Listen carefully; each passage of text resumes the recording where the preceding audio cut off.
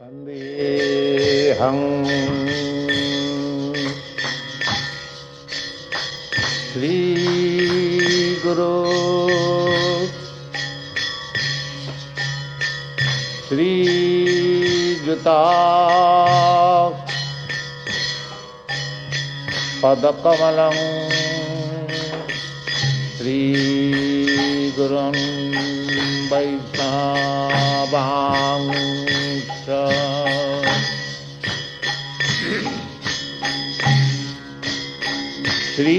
श्रीरूपं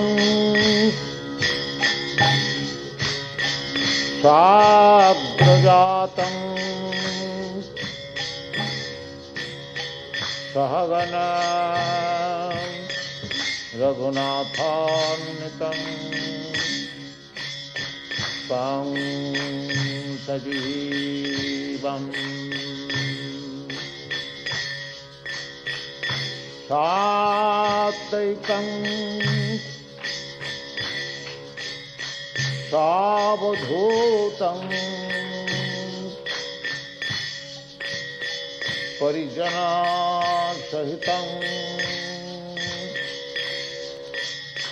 कृष्ण चैतन्यदेवम्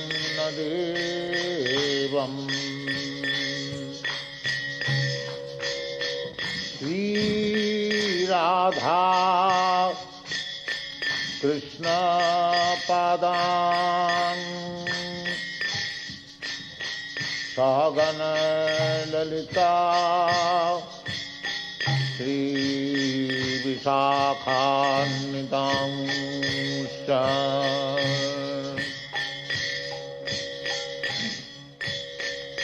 नमो विष्णुपादाय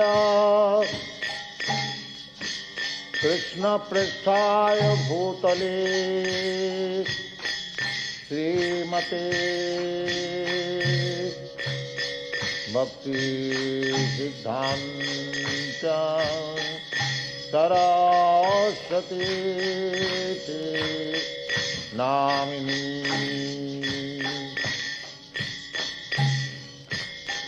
श्री वार्षभानवी देवी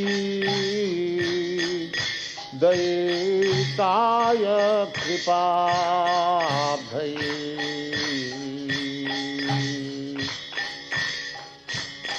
कृष्ण संबंध विज्ञान दायिने प्रभवे नमः। माधुर्योज्ज्वल प्रेमाढ्य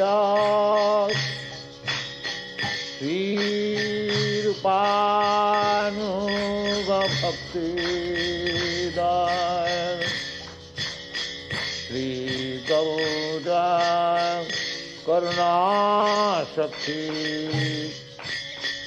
विग्रहाय नमस्ते। नमस्ते गौरवाणी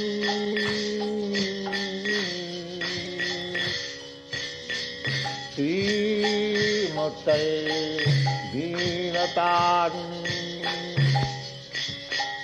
रूपानुगविरुध्याप सिद्धंत धन्तहारिणी नमः गौरकिशोराय साक्षात् वैराग्यमूर्तये विप्रलम्भरसाम्बोधि पादाम्बुजाय ते नमः। नमो भक्ति विनोदाय सच्चिदानंद नामिने Gaura Shakti Sarupaya Rupanu Gabarayati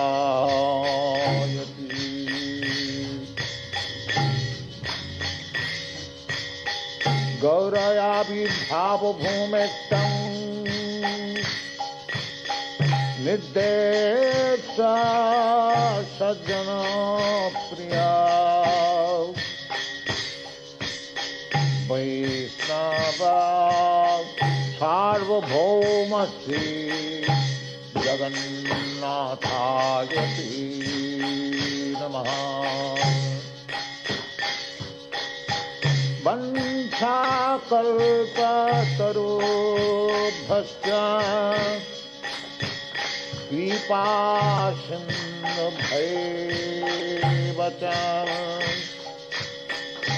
Patitanam pavanebhyah Vaishnavebhyah Namo Namaha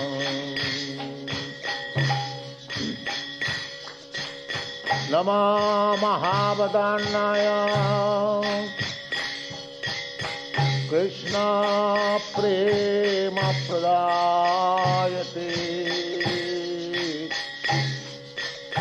Krishnaya Krishna Chaitanya Namini Gaurātise Namaha Panchatatyatmakam Krishnam Bhakta-rupa sarupakam Bhaktyavataram Bhaktyabhyam Namami Bhakta Shakti-tam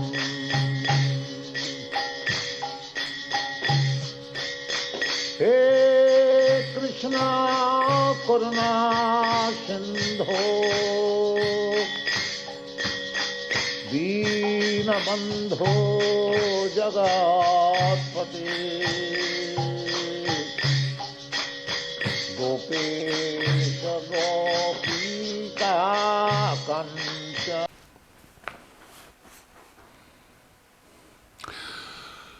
Hare Krishna, everybody. Kicsit jobban be az ajtót. I'm just telling them to close the door a little over here. Over here means we're in Krishna Valley. I'm in self-imposed exile, although my self-quarantine was over quite some days back. I'm continuing that. I'm here alone with Shambhihari and Brajraj Prabhu in the house. No one in, no one out.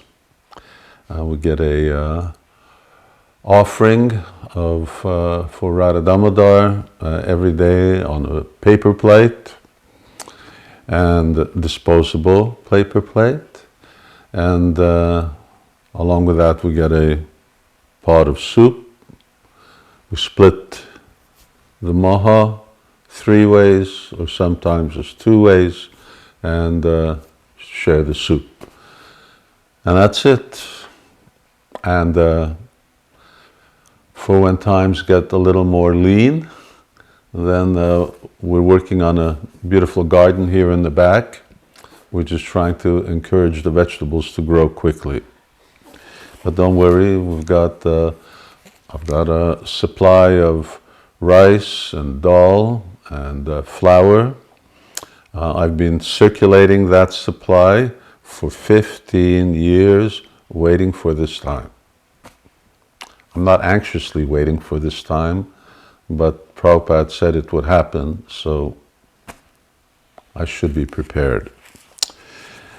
And Bhaktipad Prabhu is here, and he's running us on YouTube and Facebook. We just had a little blip at the very beginning. And today is Śrī Rāmacandra's appearance day. Vraja-dhāma Mahotsava ki jai. It was also, I started the day early. Of course, we start every day early.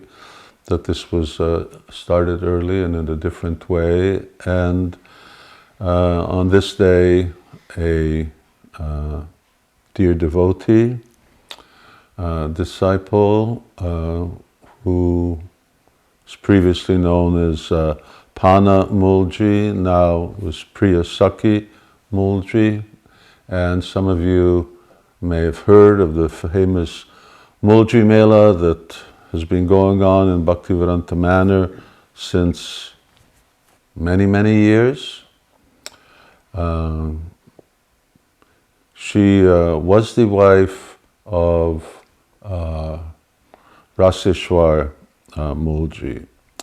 She passed away this morning on Rāmanavamī day at 7 a.m.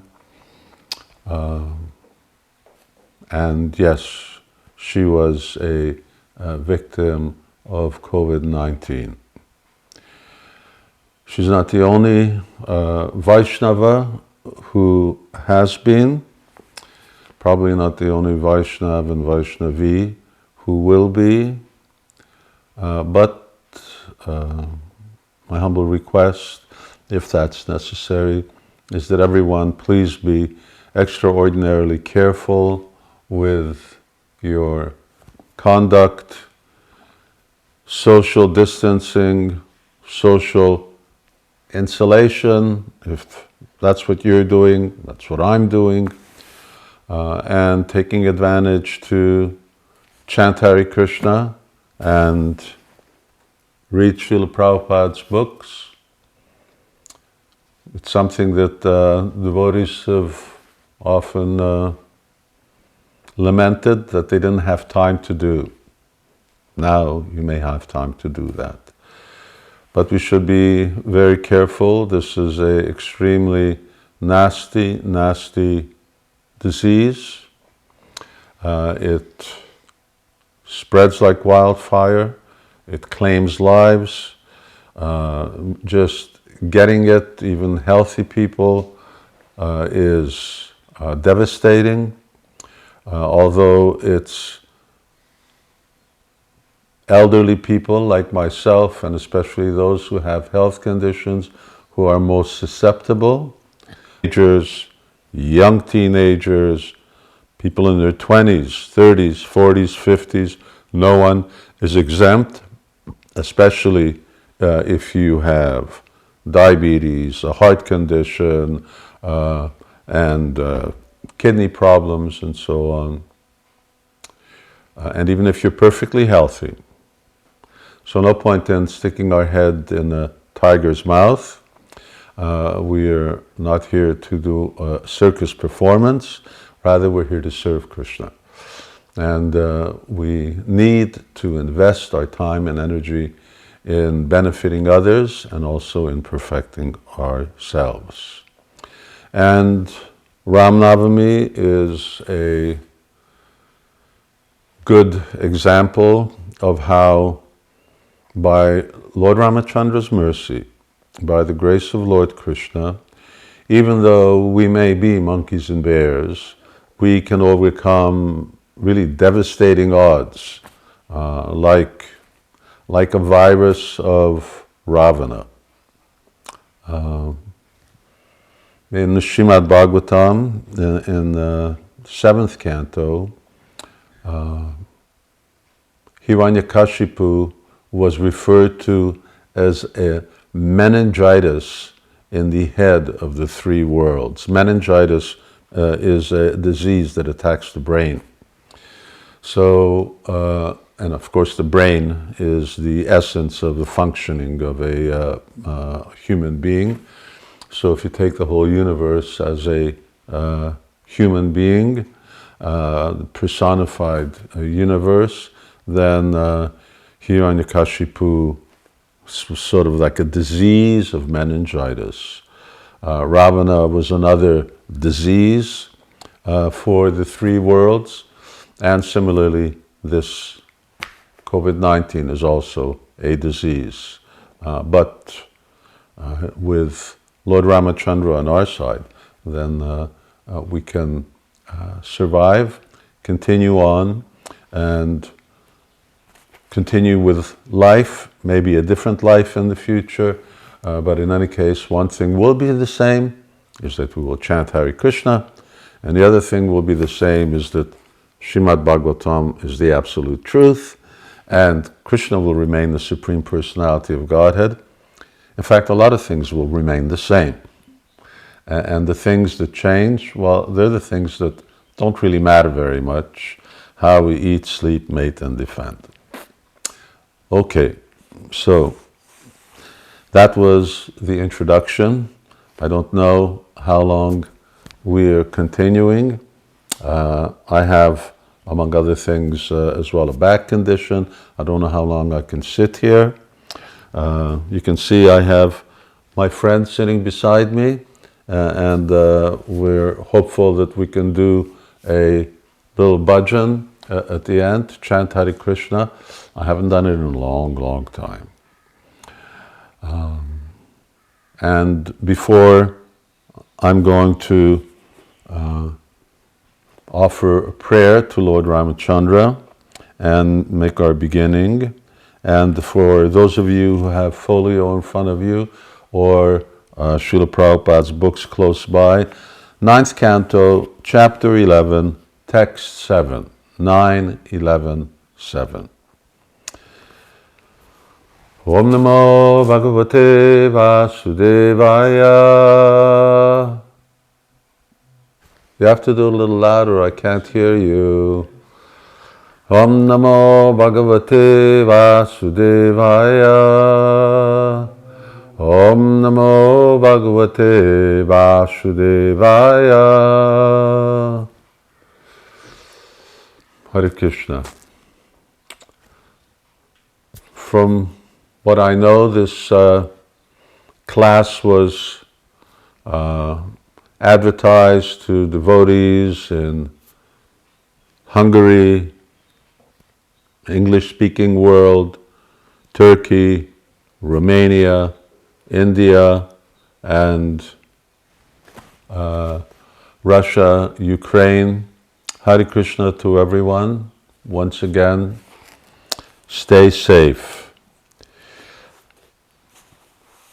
Srimad Bhagavatam describes in 2 chapters the Leela of Lord Rāmacandра's appearance, which is a relatively modest description. And there's a reason for that. I will get to that reason after what I mentioned. I was going to recite this verse. And this verse is 9-11-7. And here, these are the pure-hearted Vaishnav Brahmanas addressing Lord Rāmacandra. And very familiar first line.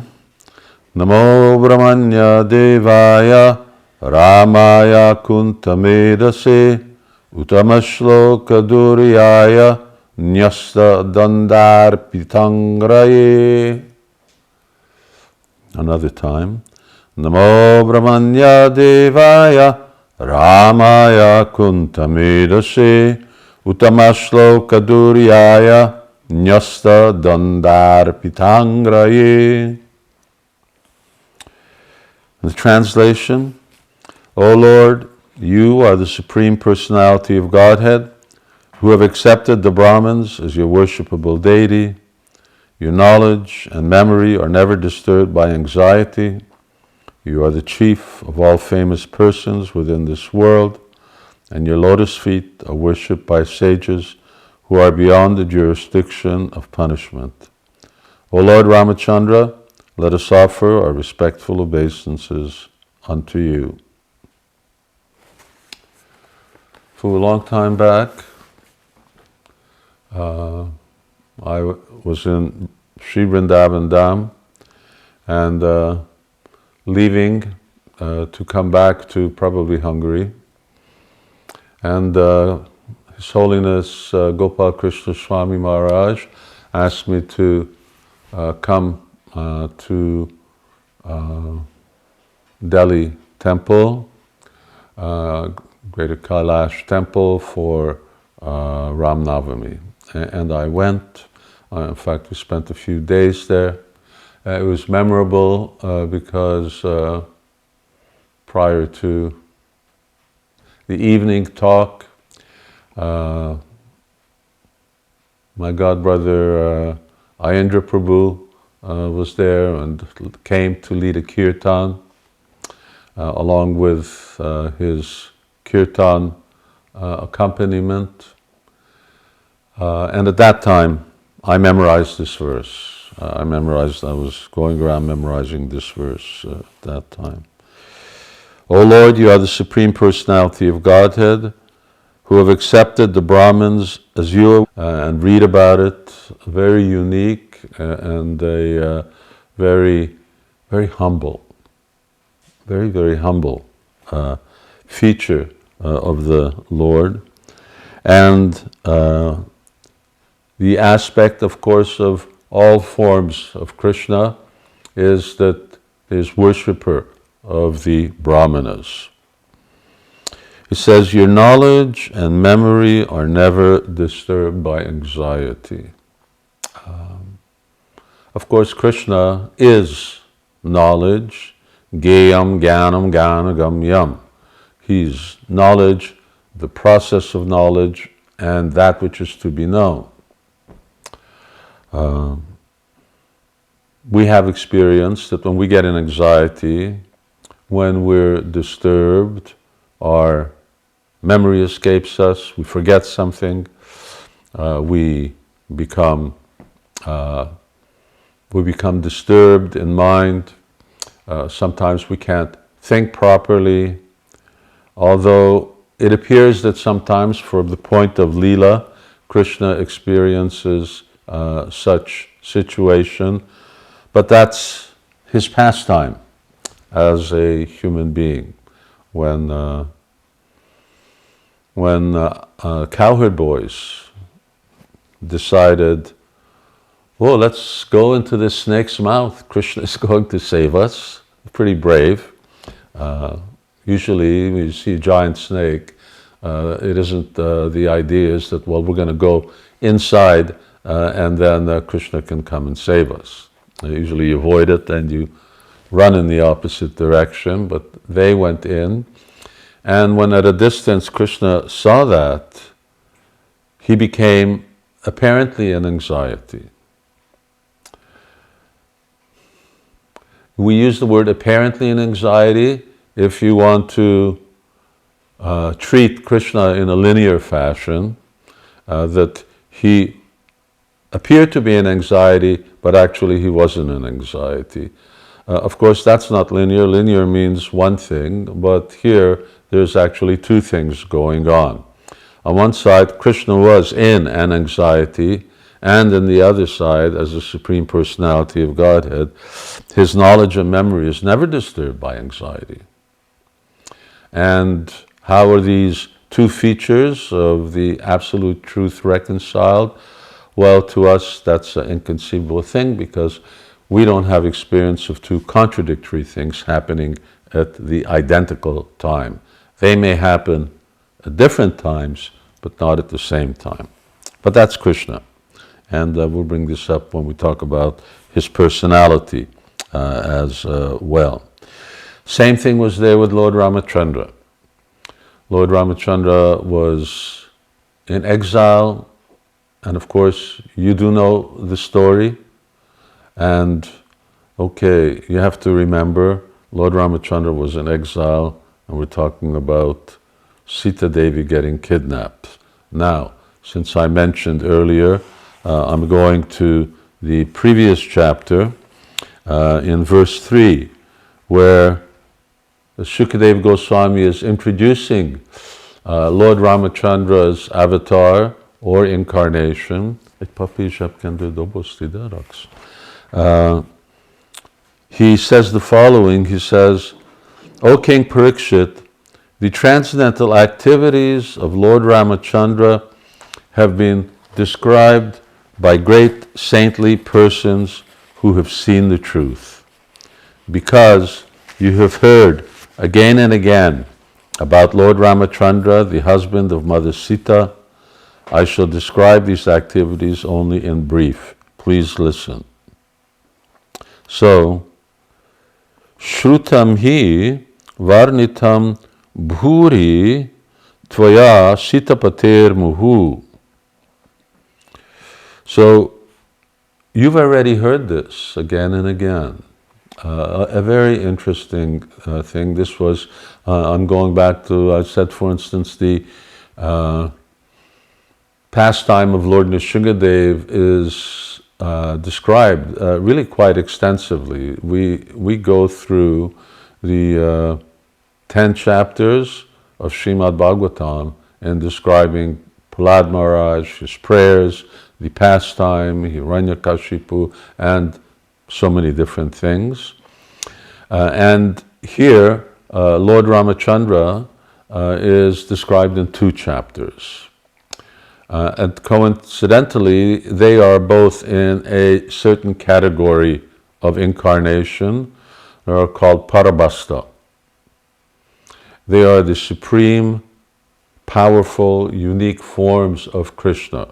And these are 3. Of course, Chaitanya Mahaprabhu is also there, but he's Krishna. It's Krishna, Lord Ramacandra, and Nrsimhadev.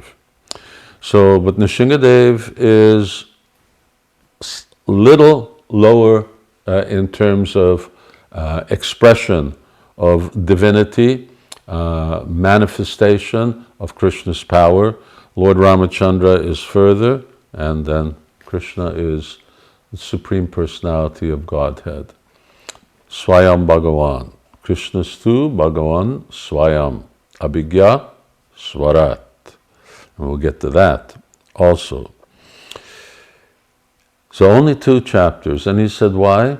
Well, you've already heard this many times before. And that's very interesting. Parikshit Maharaj is still a relatively young man. And it's obvious that 5,000 years back, this pastime was spoken of in the way that we're talking about Krishna's pastimes. Here, the pastime of Lord Ramacandra was also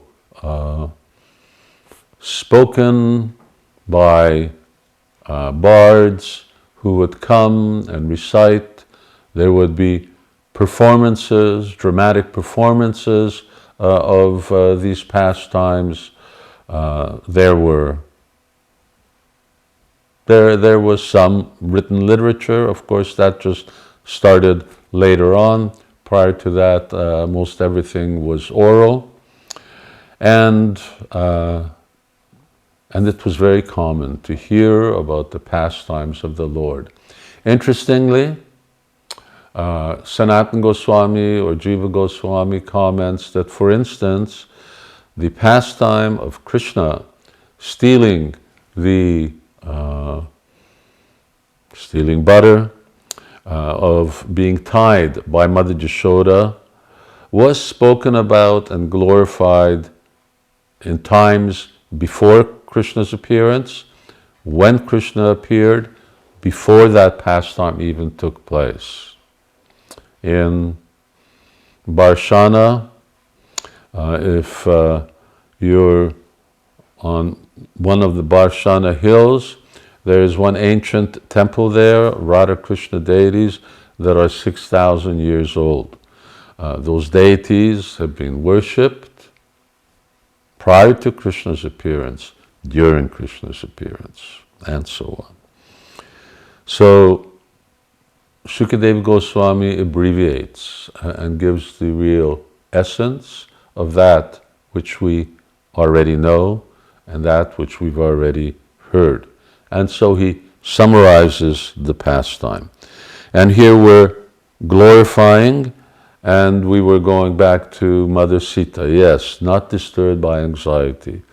That when Lord Rāmacandra was in the forest and Ravana distracted him and Lakshman and kidnapped Sita Devi, then Lord Ramacandra manifests the kind of anxiety, anger, forgetfulness of a conditioned soul.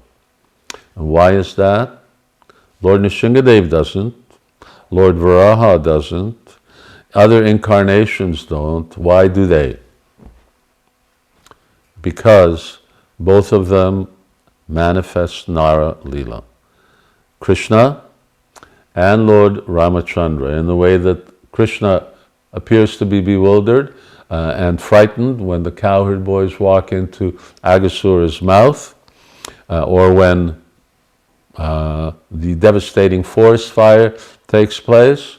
In the same way, when Lord Ramacandra becomes disturbed when the Ravan kidnaps Sita, when he loses his beloved wife, they're manifesting their anxiety and forgetfulness for this very reason, because they're displaying the pastimes as human beings. And it's for that reason that, and I'm just quoting some Shastra,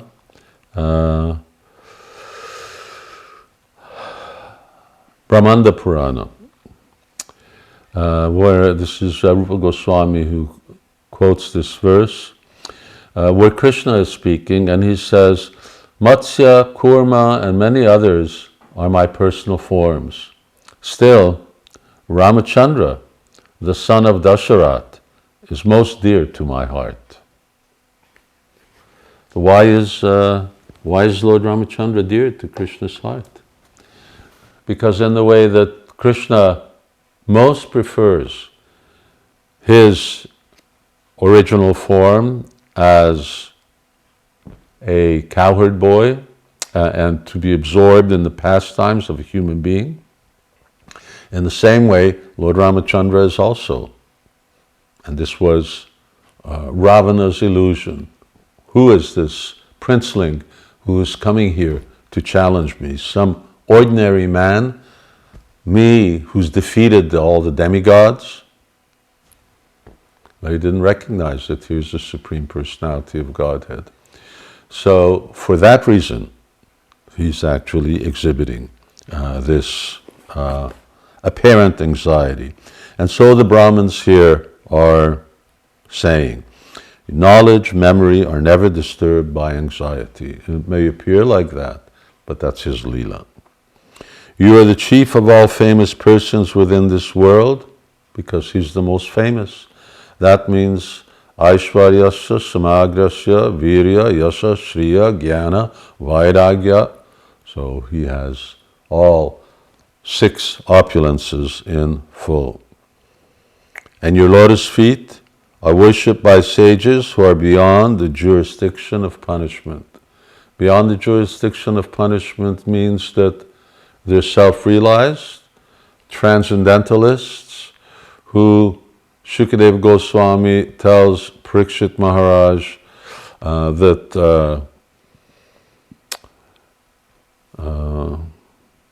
Naivat samacharat jatu manasyapi anishwaram. There are a certain category of living entities known as the Ishwaras. We are Anishwara and they are the Ishwara, those who are the supreme controllers. A different set of laws apply to them. There's a different set of laws that apply to us human beings. Laws are different to the demigods. What is forbidden for us is not necessarily forbidden for them. And even there are higher grades of living entities, and these are all conditioned souls. And what about the liberated souls like Lord Shiva? So, just like Lord Shiva can drink an ocean of poison, So similarly, these personalities can digest unlimited number of karma. That's why a Vaishnav like that, can actually liberate the whole universe. So these personalities worship Lord Rāmacandra, and you're known by your followers. You're known by your worshippers. If these are the personalities who are worshipping the Supreme Lord, then what is that Supreme Lord like? So, let us offer our respectful obeisances unto you. Te felveszed ezt, ugye? A hanganyagot.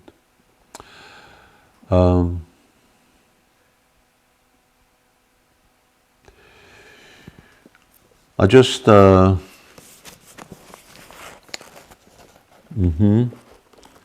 here, continuing a little, how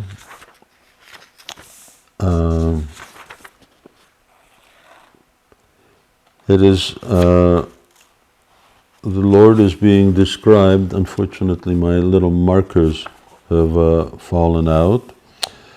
How he appears with his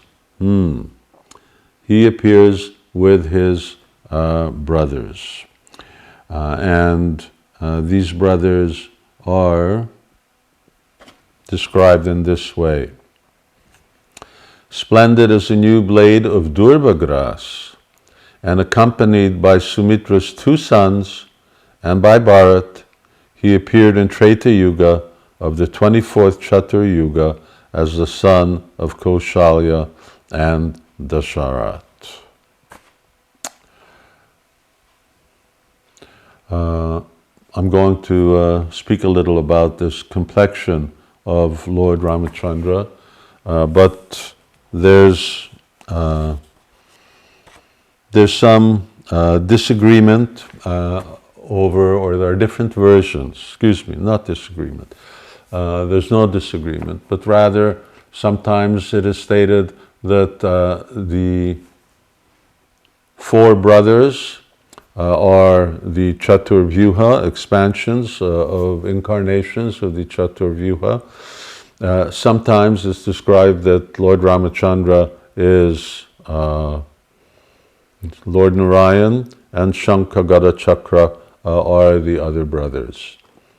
This is resolved by accepting the fact that at different times they appear with different personalities, appear as the brothers of Lord Rāmacandra, but Lord Rāmacandra is always the expansion of Lord Narayan.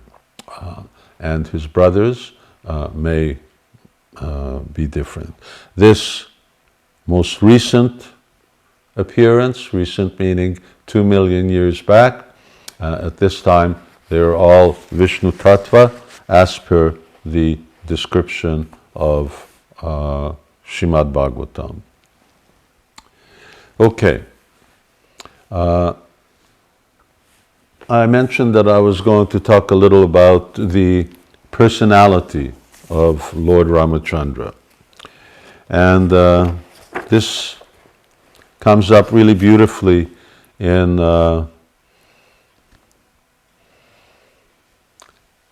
Brihad Bhagavatamrita, from which we will read. Unfortunately, there's only a few verses of Gopumar's visit to and through Ayodhya before he heads off to Dwarka. And in the Nectar of Devotion, Bhakti Rasamrita Sindhu, this is chapter 23 of Nectar of Devotion. This is a discussion about Krishna's personality. And Krishna's personality is fourfold. He has 4 different characteristic traits or 4 different types of personalities. Now you heard of split personality, where sometimes people behave as 2 different people. Here, Krishna manifests 4 different types of personalities, and of course these are being manifest simultaneously because Rama Adimurti Sukala, because all of these incarnations are eternal. They're existing forever in the spiritual sky, they're simultaneously existing in the material sphere. So Krishna manifests all of these again and simultaneously. Kinyatut. These are called Dhirodhata, Dhiralalita, Dhira Prashanta, and Dhirodhata. I'm not going to go through these all in detail. It's a nice topic to discuss on Janmashtami. After all, we want to glorify Lord Rāmacandra, although some time back, I can't remember, I had heard from the mouth of a Vaishnava how because Gaudiya Vaishnava's worshipable deities are Radha, Krishna, Gaurnitai, Jagannath, namely Krishna. Therefore, they're also very astute not to become distracted in their worship to even other forms of the Lord. Srila Prabhupada concludes the 6th chapter of the Bhagavad Gita with quite a lengthy purport, and in there he's explaining how devotees don't even like to divert their attention from the form of Krishna as Shyamasundar. And that Vaishnava had said that be careful about discussing Lord Ramacandra because he's so attractive that he may capture your mind. So it's a fact, and this is one thing that makes him very, very attractive, and that is his underlying characteristic trait. Yes, he got very angry. He got very angry at the ocean, so much so that the water started to boil. He was certainly very angry with Ravan.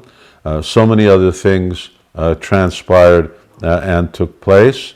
But his underlying personality is this personality of Dhirodhata. What is that Dhirodhata personality? Here I will read what Srila Prabhupada says. A Dhirodhata is a person who is naturally very grave, gentle, forgiving, merciful, determined, humble, highly qualified, chivalrous, and physically attractive. So he's very grave. He's very gentle. A gentle person, a gentle man. And he's very forgiving. Lord Ramacandra, even at that stage where he had landed on Lanka and he sent a message to Ravan, give back Sita, I will forgive you for your sins, and we will go back to the other side of the ocean without any war. Even at that time, very forgiving and very merciful. When Ravana's brother, who was a devotee, and his name was Bibhishan, and Bibhishan, he left Ravan, when he saw that he couldn't convince Ravan not to fight against Ram, he was not willing to take a side against, he was willing to give up his brother. So Vibhishan is in a different league, for instance, than Bhishmadev, Kripacharya, and so on, who are also devotees, I'm just controlling the air, so sometimes we close the door and sometimes we open the door. But they wouldn't give up the side of Duryodhana, who was another Ravana, and they were willing to fight against Krishna. They were willing to fight the Pandavas. They knew they would lose, but still they fought. Vibhishan was not willing to fight. So he then went to Lord Rāmacandra, and he came to surrender. The monkeys thought he was a spy, but Hanuman had already seen him earlier, and Hanuman vouched for him, said, no, when Ravana wanted to do more harm than he did, which was to light Hanuman's tail, then he stopped Ravan, explaining to him that I'm just a messenger, and the rules of combat are that you cannot kill a messenger. Don't shoot me, I'm just a messenger.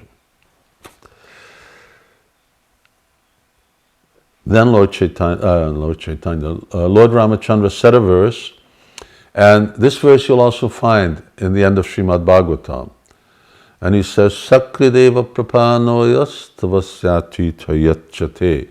And I forget the rest of the verse. From that moment that someone says, my dear Lord, I'm yours, I surrender unto you, I take responsibility for that person, and I give him all shelter. Very merciful. Determined.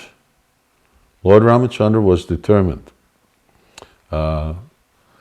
Ravana was a great warrior. Ravana's Rakshasas were also trained, equipped warriors. They had weapons, they had astras, they had brahmastras, and Lord Ramacandra had monkeys and bears who threw stones and sticks. And a few of them had some weapons. But Lord Ramacandra was determined. Whatever the odds, he was willing to go forward. And yet humble, highly qualified, chivalrous, and physically attractive. It's very, very attractive, Lord Ramacandra. Be careful, don't get too attracted to him. In this connection, this is the continuation of the description of Dhirodhata. In this connection, the following statement given by Indra, the king of heaven, is very significant. My dear Lord, I admit that I have committed great offenses unto you, that I cannot express my feelings of regret, being bewildered at seeing your extraordinary chivalrous spirit, your endeavor to protect your devotees, your determination, your steadiness in lifting the great Govardhan, your beautiful bodily features, and your astonishing characteristic of being pleased simply by accepting the prayers of your devotees and offenders, namely himself. The above statement of the King of Heaven is an exact corroboration of Krishna being Dhirodhata. Here, if you remember when Indra caused this complete chaos in Vrindavan, because he was so envious of the offerings that were being made to Govardhan Hill, Krishna afterwards was very mild in terms of how he scolded Indra. And he actually apologized. I'm sorry to have offended you and to publicly humiliated you. After all, you're the King of Heaven. So even if you make a mistake, even if you're wrong, still you should not be publicly humiliated. For instance, when Prithu Mahārāja was doing his Ashwamedha Yajna, and Indra kept stealing the horse. So at one point, Prithu Mahārāja's son started chasing after Indra, and Indra kept taking the form of different types of mendicants, different types of bogus sannyasis, and this was where all the different bogus sannyasis we see nowadays, this is where they all came from that time. So then the sages told Prithu Mahārāja's son, no, you should stop. After all, he's the King of Heaven. And they told Prithu Mahārāja, don't do the 100th yajna, you've done 99, that's enough. If he's envious, he's worried that you're going to be equal to him. Just be satisfied with 99 and don't humiliate him publicly. Many learned scholars have agreed to also accept Lord Rāmacandra as Dhirodhata, but all of Lord Rāmachandra's qualities are also included in the character of Lord Krishna. So, yes, all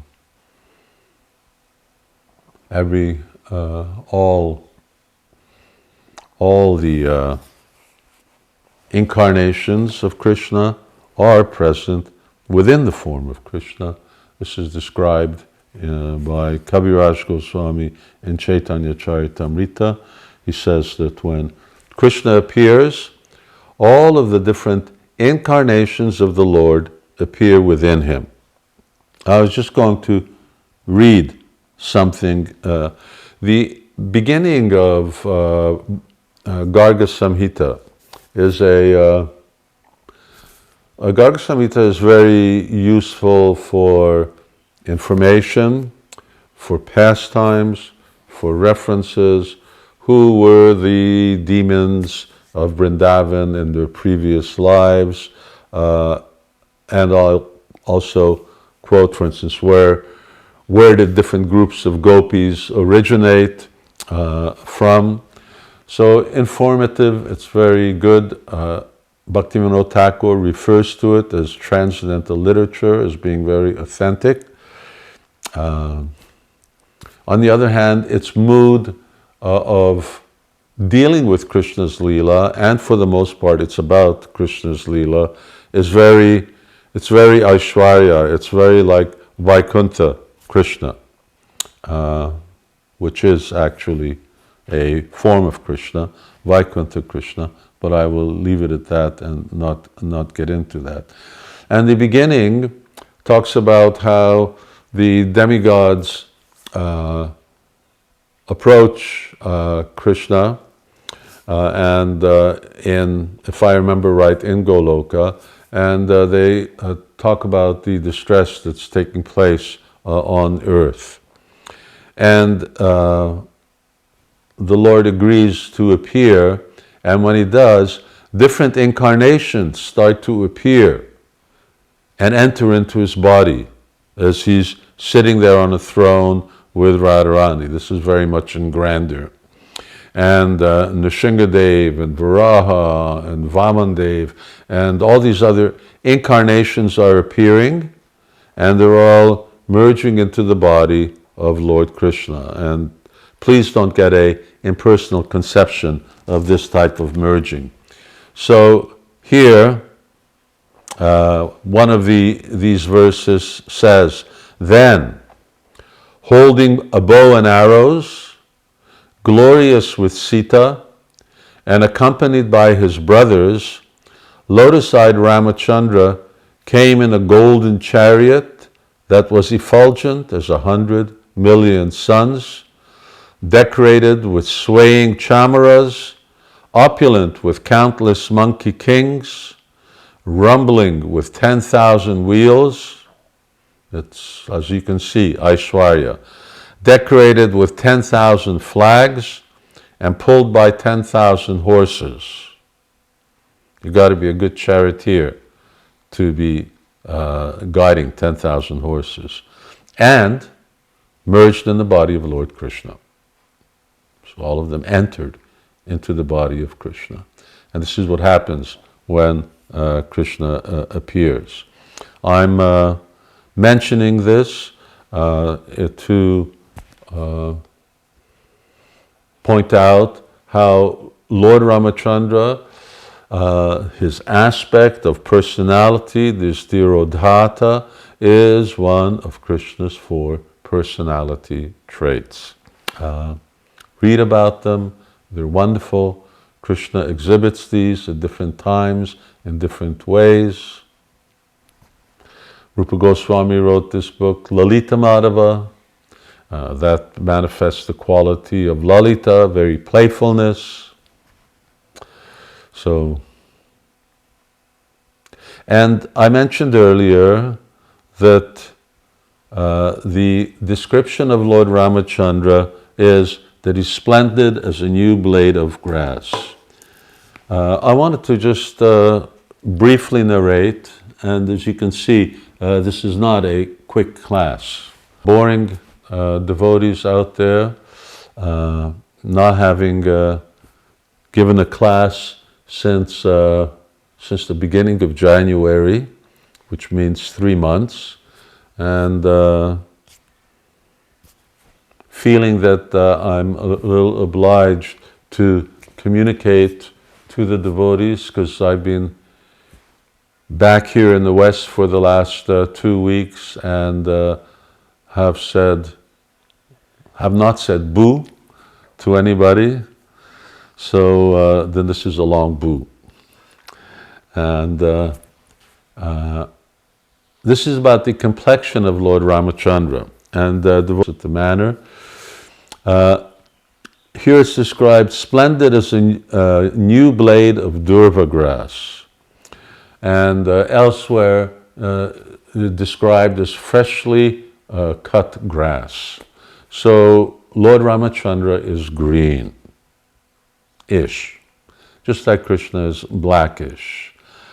We probably know a lot more about Krishna's blackish complexion, which is sometimes gray, sometimes black, sometimes called blue, because it's very difficult to actually pin down just exactly what it is. It is the color of Shringar Ras, and this color of Lord Rāmacandra, this greenish color, is also very, very beautiful, very beautiful. The deities of Sitaram, Lakshman, and Hanuman that are presently in Bhaktivedanta Manor were originally ordered for Chicago temple. I know because I ordered them. I personally went to Jaipur. I first ordered the deities in 19... carved at that time was a different Sita Devi than we have now. They're both very beautiful. The Sita Devi at that time most resembled Srimati Radharani here in Vraja-dhāma. And when I came back the next year, at that time I came back to approve the deities, to pay the balance, and to see them packaged and shipped off. And then I returned to Chicago. In inspecting the deities, Lord Rāmacandra was painted like Krishna, bluish. And I told the Murtiwala, I said, Mr. Pandey, I said, no, he shouldn't be blue. He says, what do you mean he shouldn't be blue? I I said, he should be green. And his eyes went like, jumped. I thought I was, what kind of sannyasi was I? Why do I want it green?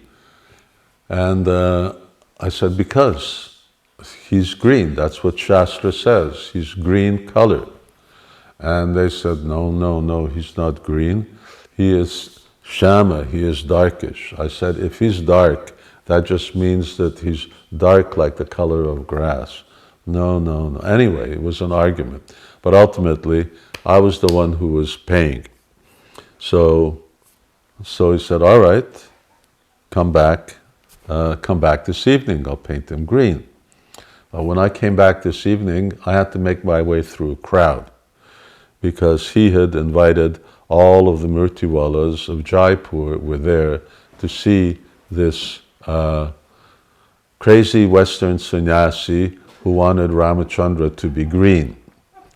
And when came back, it was green. Well, he painted him more than just green. Green means highlight.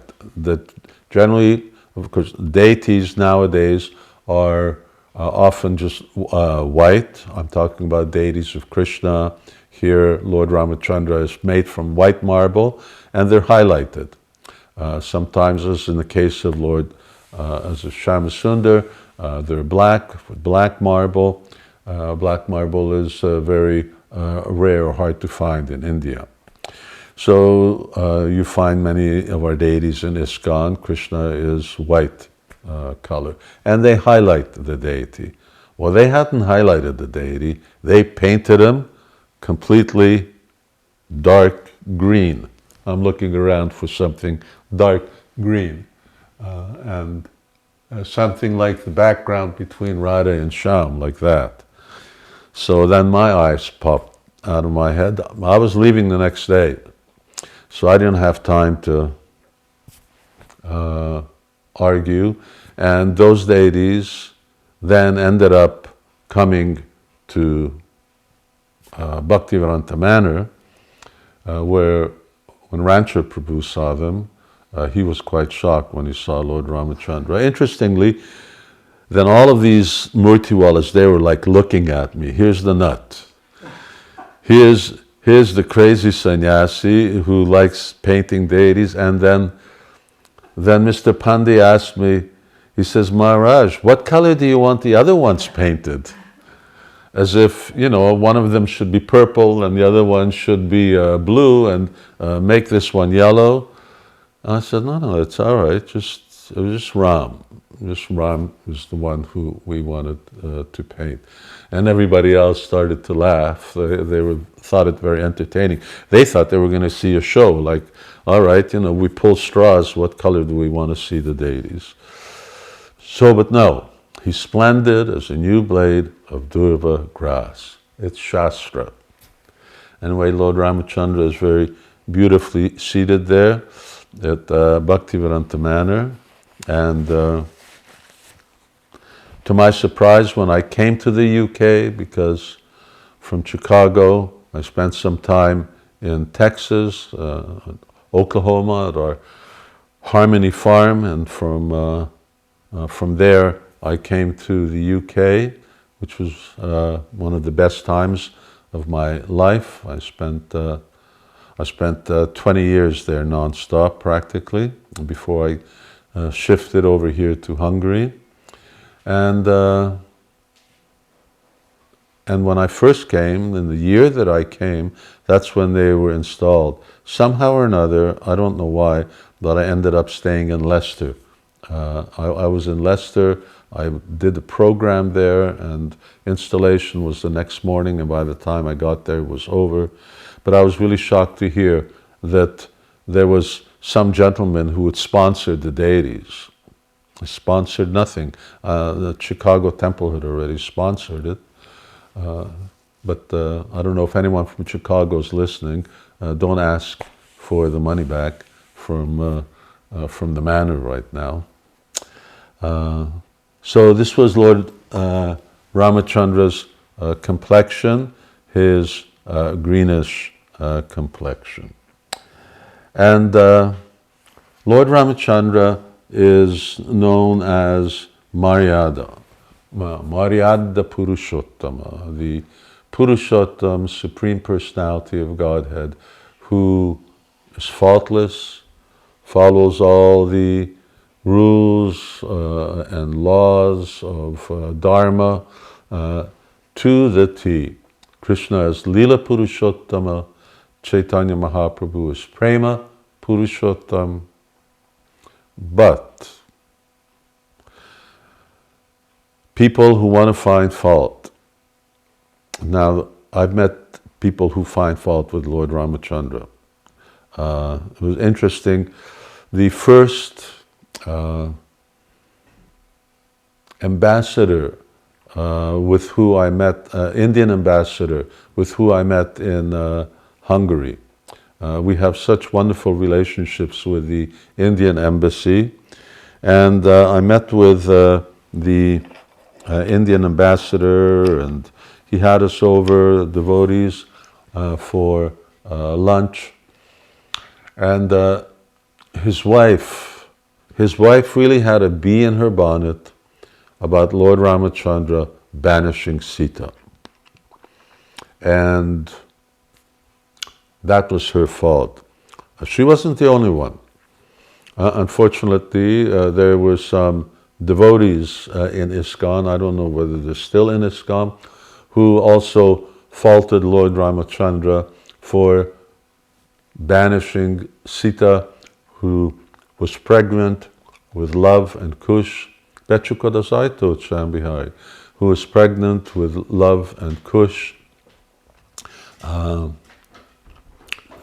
And that's one common fault people criticize.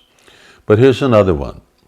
And let me tell this Leela or pastime of Lord Ramacandra. Once Sita Devi had been kidnapped, Ram and Lakshman started to head south. And Jatayu had fallen in that direction, and they continued to, after they did his funeral ceremony, his Shraddha ceremony, then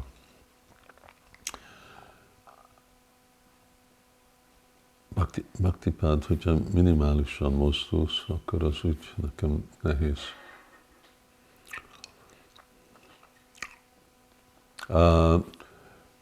They eventually met up with Hanuman, middle of the forest. They came upon this striking Vanara. I won't call him a monkey, although sometimes we refer to him as a monkey, but Hanuman is sort of more than a monkey. We have this concept of a monkey, the monkeys that we see, Vrindavan monkeys or elsewhere, the langur. But here Hanuman is in a different category. Vanara, forest dweller. And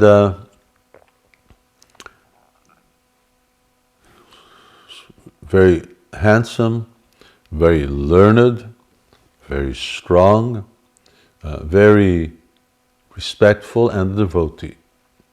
He was a devotee. So he introduced them to Sugriva, who, along with some of his followers, was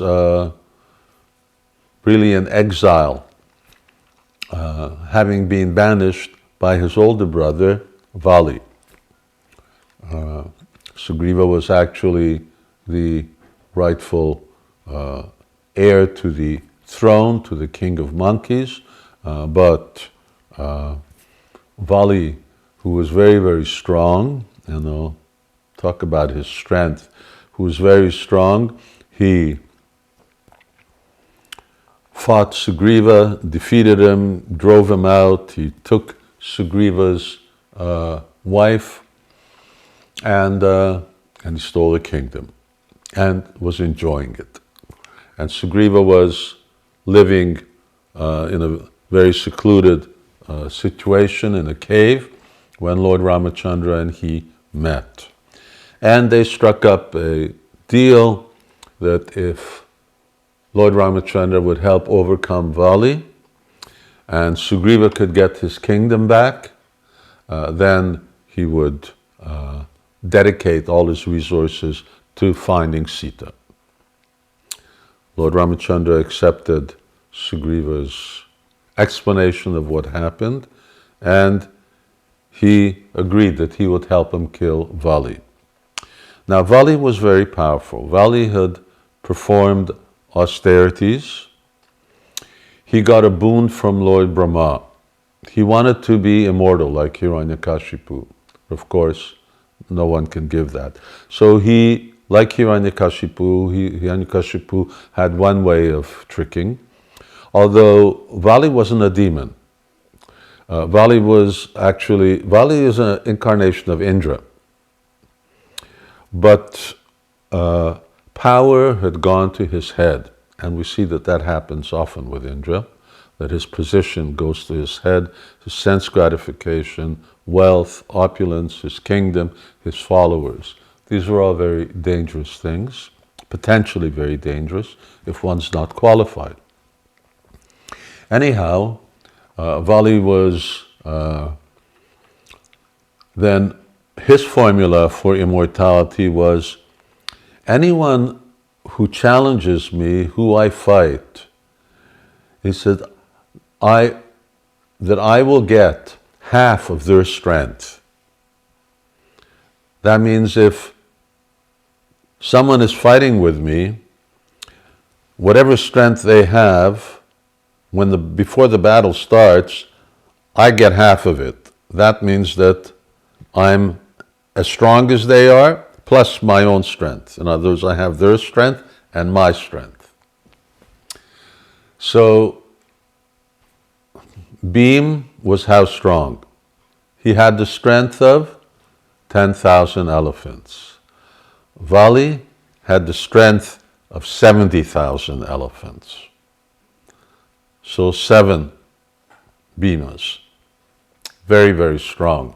You know, the kind of havoc that Bhima played on the battlefield of Kurukshetra. You know, his sport was the way, we play dominoes or knock over dominoes. You set them all up and then you knock them and they like that. So that's what he did with elephants.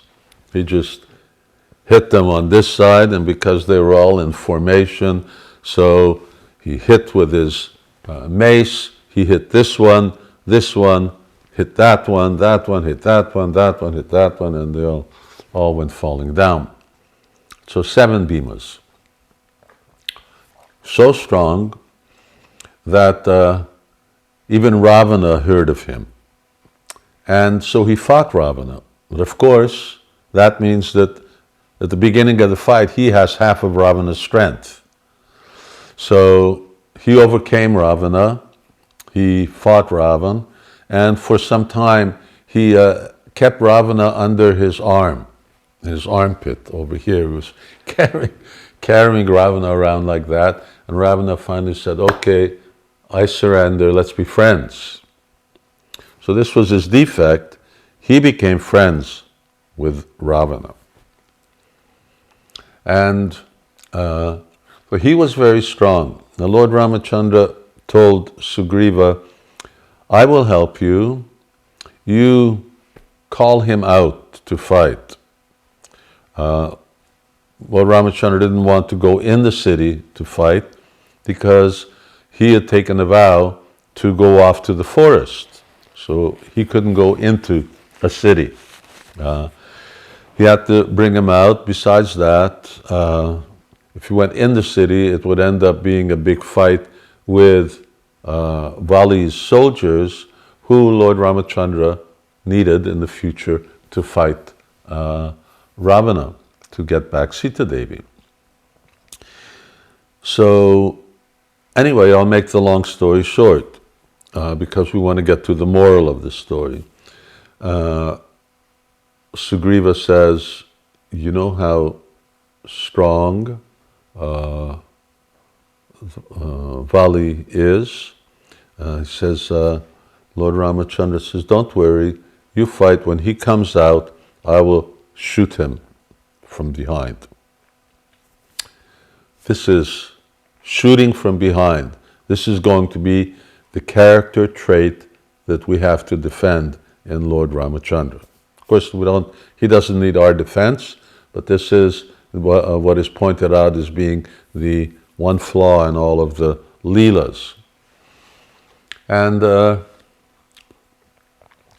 Lord, he says, Vali is so strong that he shoot an arrow through a sal tree. Sal is a type of tree. It's very hard. It's as hard as iron. It's used in India for building.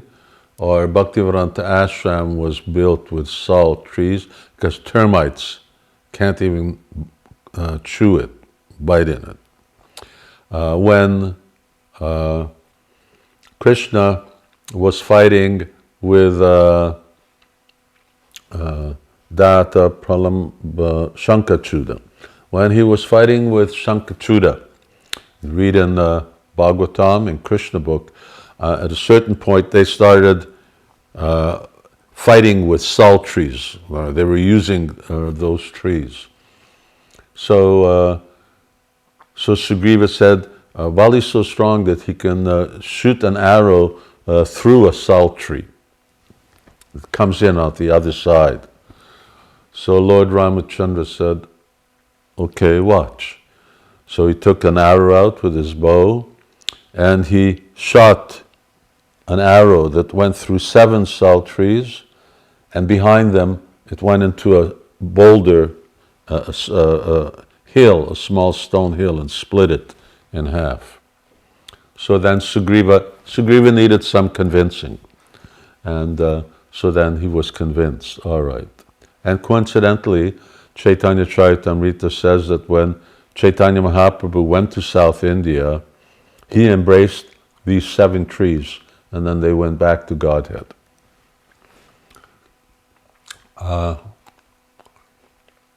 Anyway, Sugriva called out Vali. There was a fight once, twice. Lord Rāmacandra didn't shoot because, anyway, there's other reasoning for that. And he kept telling Sugriva, well, I was afraid that I may end up shooting you. So finally, on the 3rd time, then Lord Rāmacandra shot Vali from behind. Okay, now, here's the question. An enemy who's shot from behind. This is against all codes of ethics. Of course, nowadays, these things are no longer observed, but even as late as the Second World War, they were observing certain codes of combat. But we're going back 2 million years. This is the time of Dharma. This is an era of Dharma. So as he was laying there, and he still hadn't passed away, and Lord Rāmacandra was coming, Vali was saying, how could you, and Vali knew, this is Supreme Personality of Godhead. He said, how could you shoot me in the back and do such a dishonest deed? You're the protector of Dharma. So Lord Rāmacandra gave different reasons. He said, first thing is that Bharat is the emperor. I'm his servant, and he's paritanaya sadhanam vinasha chaduskritam. He's eradicating the duskriti. And you're a duskriti, and it's my duty to do that. Second, you're just an animal. You're a forest dweller. You're a monkey. And when a Kshatriya goes hunting, then he doesn't have to face the enemy in order to shoot him. He doesn't have to shoot a deer from head on or catch them with the eye in order to shoot them. You just shoot them. That's what hunting is about. So there's no loss in terms of hunting. Third is that you illicitly usurped the throne of your brother and you stole his wife. Someone who is your sister-in-law, who is actually like your daughter, and you had sex with her. So you're condemnable in so many different ways. And there were still some other arguments that Lord Rāmacandra gave. And then Vali then said, yes, you're right, I accept my sins. Remember, he was a devotee, but it had gone to his head. He was Indra. And here's a particular quote, because Lord Rāmacandra told him, he says, but if you think, I didn't do any adharma, but if you think I performed some adharma, then I'll bring you back to life. Just tell me, and we'll take out the arrow and bring you back down. Because Vali said, had you approached me, had you just told me you wanted my help, I would have went personally and defeated Ravana and brought your wife back for you. And the Lord Rāmacandra said, no, you can't take the army of somebody else to defeat my enemy. First you have to correct your wrong, your own wrong. And besides that, you were in a bond of friendship with Ravana. Therefore, automatically, you became my enemy. How can I trust you? But if you want, and if you think that I've done wrong, I will bring you back to life. Tell me. So this is something that we should remember. It's a psychology, it's a mood in which devotees leave this world because it's something that's specially arranged for them by Krishna, their departure. And here is Vali, who was killed by the Lord, and he says, my dear Lord, lives I will get many, but a death like this, I'll never get again. To die in your presence is the greatest fortune, and it's the perfection of life. So I don't want you to give me back my life, because I'll get another life anyway. But that I can actually leave my body, looking at you, that's the perfection of my life. And then he died. So, yes, Lord Rāmacandra was faultless. His complexion was green. And as I had mentioned, he's an expansion of Krishna.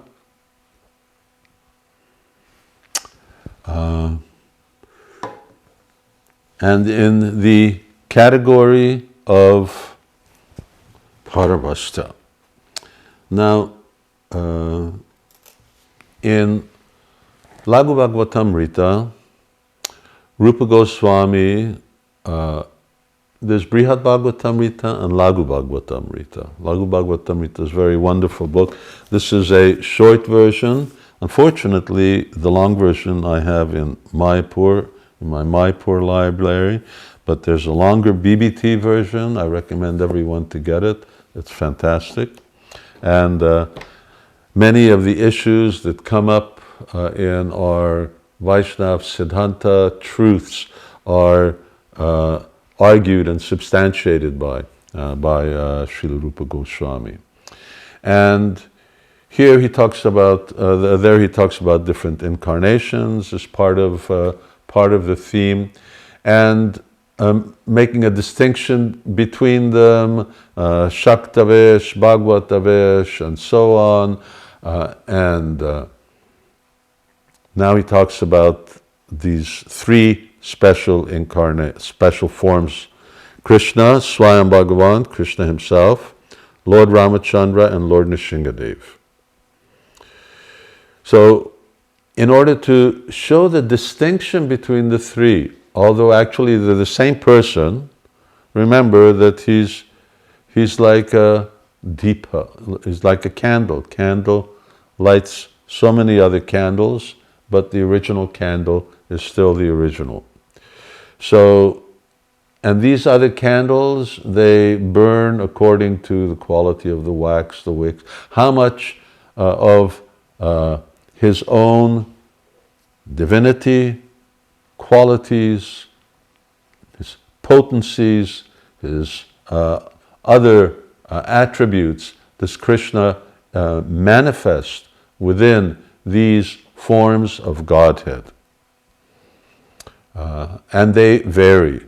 But the most powerful, and now we put Lord Sri Chaitanya Mahaprabhu and Lord Balaram are in another category. Lord Nrsimhadev, Lord Rāmacandra, and Lord Krishna. They're the same person. Are they equal? No. Krishna exhibits different degrees. And Krishna's manifestation of qualities and godhood is unmatched by these other two. How is it to be understood? He cites, now, where are we? We are in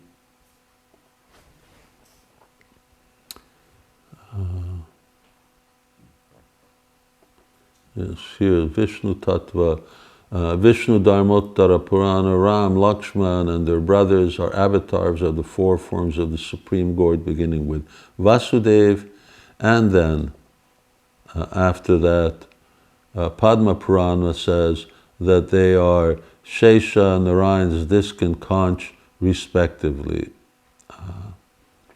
Okay. Now, in Vishnu Purana, Maitreya asks a question from Parashara Muni. He says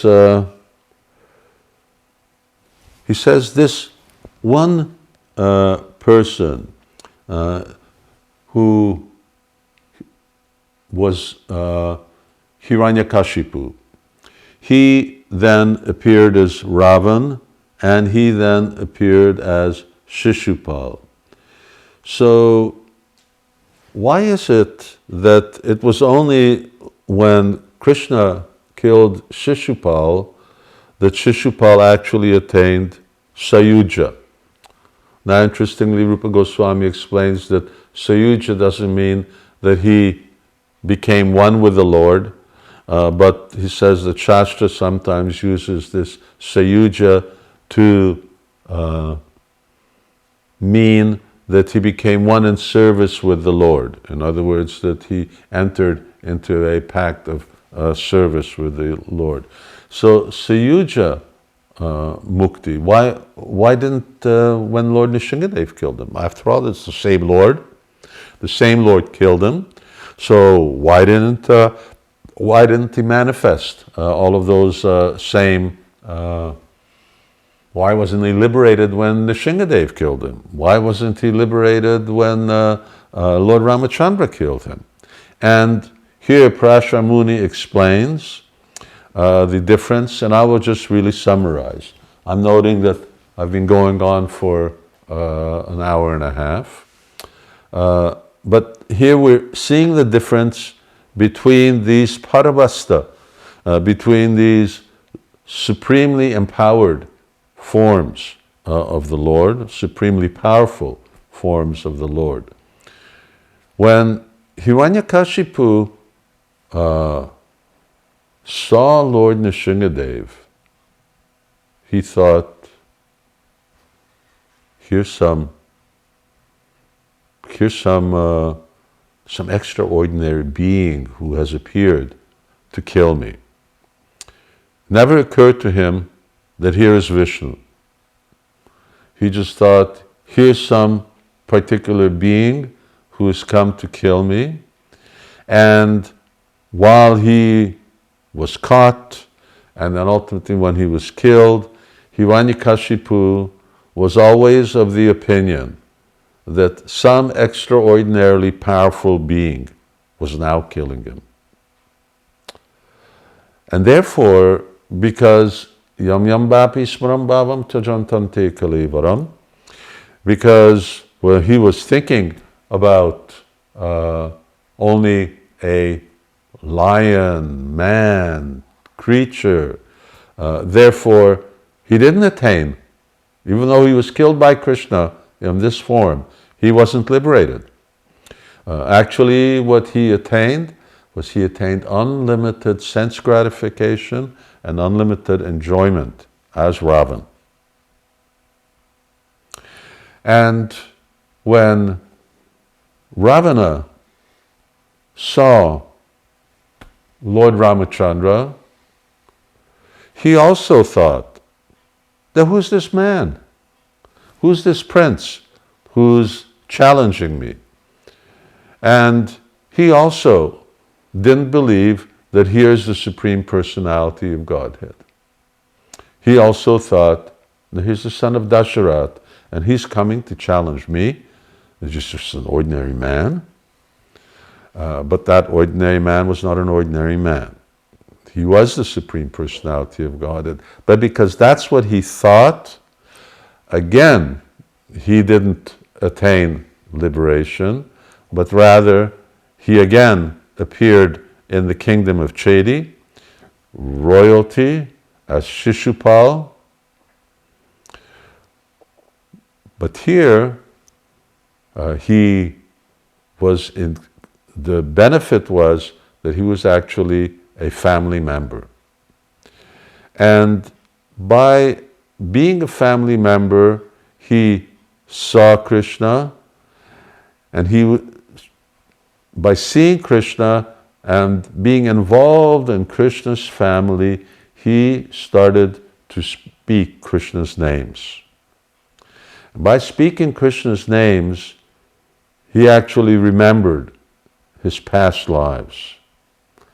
And therefore he was always envious and critical. That this Krishna is like that, and that Krishna is like this, and this Krishna is like that.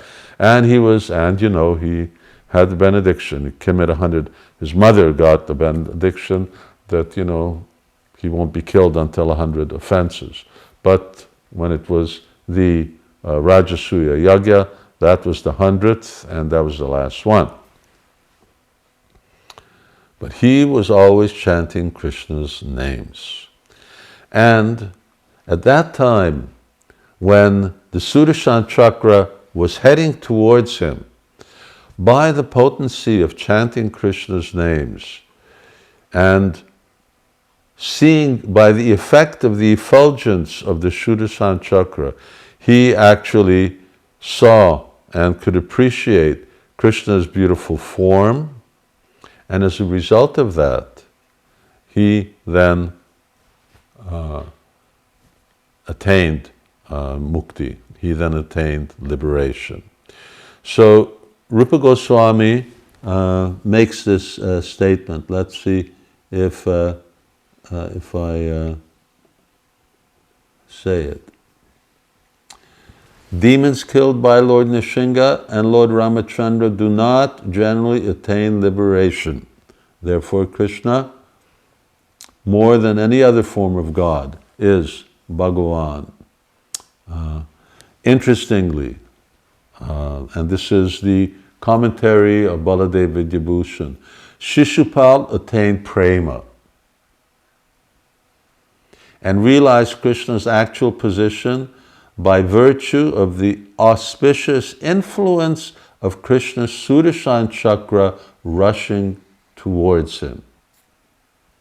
So you just imagine, here is Shishupal, and he's at the end of this hall, Yagyashala, and who knows how big it is, but however big it is, what difference does it make? Here's the Sudarshan chakra, the movements of which is time, so it moves fast. And this was a twinkling of an eye. But in that twinkling of an eye, he could understand Krishna's actual position. And I brought this up with Shruti Dharma Prabhu's passing. I mentioned it with other devotees passing.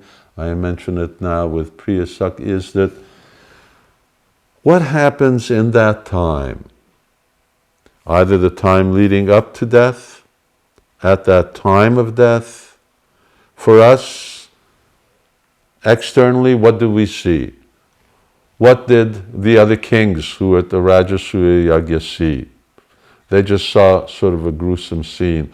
But there was a whole other perspective that was going on. Here was a demon who was realizing Krishna's position and attaining prema, all in the twinkling of an eye. Just like that. And I wanted to go a little forward, a little back. Thus Shishupal called out Krishna's names in anger and fixed his attention upon him. From the halo of rays emanating from the disk that the Lord hurled to kill him, Shishupal could finally see that the personality of Godhead and the infallible brilliance of his personal form were the supreme absolute truth. This sight rid Shishupal of all contamination of enmity towards the Lord. So there's a very interesting thing here. Please take a note of this. Krishna's enchantment potency. What's the difference between Rāmacandra, Nrsimhadev, and Krishna? Krishna has an enchantment potency by which he enters the hearts of even those whom he kills. And he changes their consciousness, because yam yam vapi smaram bhavam. Even if you're killed by God, and it's described here, I won't fish out the verse, that even just the fact that you're dying and just the fact that God is killing you, that doesn't mean that you're getting liberated. It may, but here the argument is raised that in most cases it's not the case. It's the exceptional case that it happens. But with Krishna it's different. And why is that? Because Krishna has an enchantment potency that even enters the hearts of demons, that Lord Rāmacandra doesn't have, that Lord Nrsimhadev certainly doesn't have, and it enters the hearts of demons and it attracts them. Just remember that when Krishna jumped off the Kadamba tree into the Jamuna and Kaliya saw him, what happened? The first thing was that Kaliya was immediately attracted by Krishna's bodily features.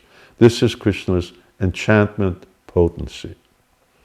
So Baladev Vidyabhushan says that Krishna's enchantment potency becomes manifest primarily in two ways: through the charm of his names and the beauty of his transcendental body. So by seeing him, by chanting his names, this is how Krishna enters the hearts of those and therefore qualifies them to become one in service with him. Just like Putana, she came to kill him. And what happened when she looked at Krishna? She immediately recognized, this child is so powerful, he can destroy the whole universe. Since she was immediately enchanted. And as a result, she got the position of a nurse in the spiritual world. Interesting bhava that she has, a nurse in the spiritual world without prema. No more on that, but I would like to, yes, I had here note about, I'll just go a little about Krishna's, one of Krishna's pastimes, as Krishna was very fond of Lord Rāmacandra's Leela. Not long ago, we were remembering Lord Nityananda's appearance day in Mayapur, and I was reading Chaitanya Bhagavat, how Lord Nityananda was enacting the role of Lakshman, and how he was playing out Lord Ramachandra's and Krishna's pastimes. Similarly, in Kamyavan, for those devotees who were there, I was just in Kamyavan. I don't know, when was I in Kamyavan? In the fall? We were, yes, in the fall, with Indradumna Maharaj. We went out there once to Kamyavan, and we were at Brinda Devi's temple, Yoga Maya's temple, and Brinda Devi's temple, and just to the right, if you're looking south, there was the Lanka Kund, and that Lanka Kund was a big kund, and the gopis and Krishna were playing pastimes there, and this is one of many times that Krishna raised the topic with the gopis that in previous lifetime I was Lord Ramacandra. And they told Krishna, all right, if that's the case, you prove it. It says Lord Ramacandra built a bridge of stones. It says, so you build a bridge of stones? Oh, Krishna then played his flute. He called for monkeys, and they started to take stones, and the stones floated, and they walked to the other side. That is Lanka Kund. Krishna manifests this pastimes also at Rasastali with the cowherd boys. He also had pastimes there as Ram and Hanuman fighting the demons. And of course, if you remember in Chaitanya Charitamrita, Sri Chaitanya Mahaprabhu, on the occasion of, isn't it, Ramanavamī, or no, Dussehra, they would dress as monkeys and Ram, and they would have a whole storming of Lanka. Chaitanya Mahaprabhu was enacting these leelas. He would do similar thing in Janmashtami. They would enact the drama of Krishna's birth. Krishna liked to manifest the pastime of Lord Ramacandra. And I'm going to sort of wind up. I'm getting tired. You may be getting tired if you're still there. And I was going to chant a little, so we'll also do that. But I want to do two things. One is read, as I mentioned, from Brihad Bhagavatamrita about Gop Kumar's experience in Ayodhya Vaikuntha. And I want to leave you with prayers to Lord Ramacandra. I'm sure you've offered many prayers. My prayers to Lord Ramacandra sort of follow suit from many of the devotees who met the Lord during his pastime and incarnation. So first, let me see whether there were a few things I wanted to read. I read this, and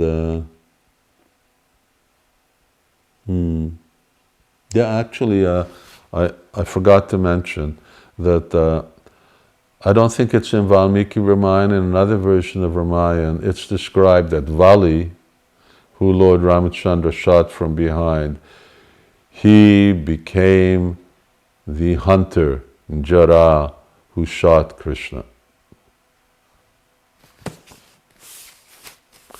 Some say that.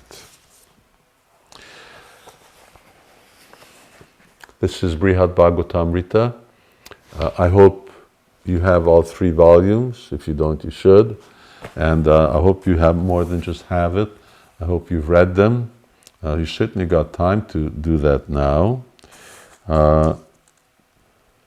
The second part of Brihad Bhagavatamrita is Gop Kumar wandering through all the different destinations that what can attain, from the material world to the realm of liberation, ultimately to Vaikuntha. And from Vaikuntha, he's directed to go to Ayodhya. Narada Muni is his Shiksha Guru, Narada Muni and Uddhava. And Narada Muni encourages him. He tells him he's not happy. Wherever Gopkumar goes, he's unhappy. He's in ecstasy. He's with the Lord. What a wonderful situation. How can you not be happy in Vaikuntha? But if it's not your Swarup, then you won't be happy there either. So then he tells him, well, now you should go to Ayodhya, and from Ayodhya you can keep going and go straight to Dwarka. Now this is very interesting. In Bhagavatam, I'm just looking around. For first canto of Bhagavatam, you have the different planets. This was Prabhupada's description of layout of Vaikuntha, that there are unlimited Vaikuntha planets. That's the description. When we talk about Gop Kumar, he's like walking. It doesn't say that, he gets in a spaceship or something to go from one place to another. He's in Vaikuntha and he starts walking. And he's walking and he gets to Ayodhya.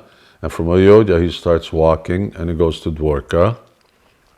Then it's the same planet, Goloka Vrindavan, once you hit Dwarka.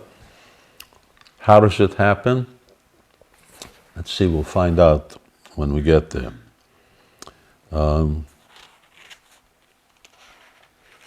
Okay.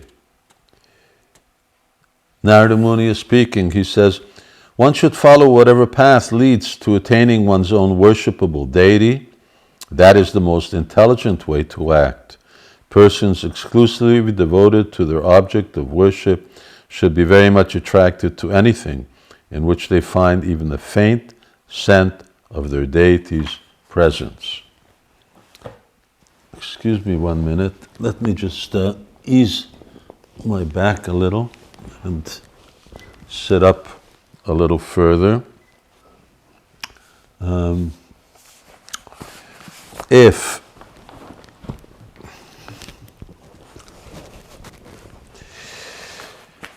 If after you have seen the 2 lotus feet of Śrī Rāma, your hankering to see your Lord is unappeased, then Ram, whose heart is soft from overflowing compassion, will happily send you to Dwarka. Please note, we're reading this to get a sense of Lord Ramacandra's personal quality, particularly his humility. Here it says, his heart is soft from overflowing compassion.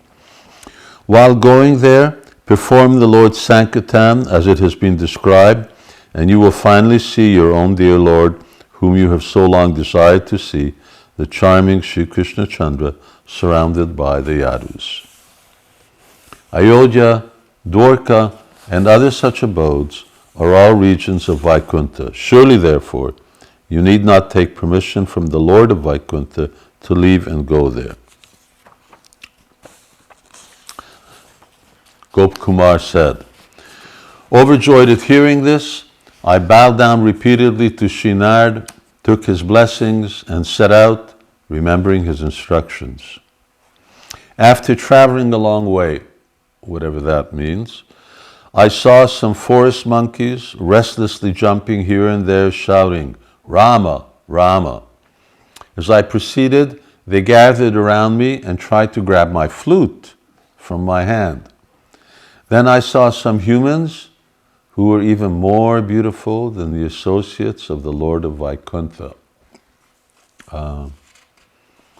Whenever Gopkumar is ascending, whether it's heavenly planets and Janaloka and Tapaloka and Brahmaloka and the Mahakalapur, and from there to Vaikuntha, the realms become more impressive, more beautiful, more opulent.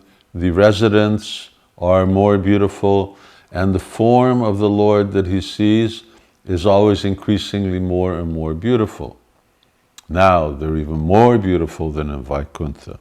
These men in behavior, like the best of civilized persons, could not tolerate my bowing down to them and showing other signs of respect.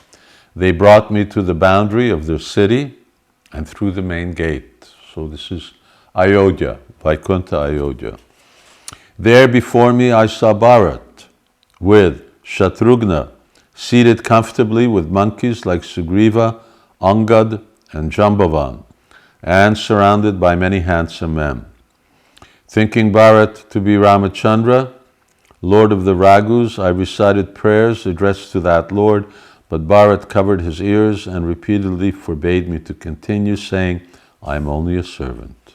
This happens repeatedly. Gopkumar, he's still naive, he still doesn't know what does Lord Rāmacandra look like. At least from the color of his body, he should be able to tell. Afraid, I stood motionless with joined palms before Lord Bharat.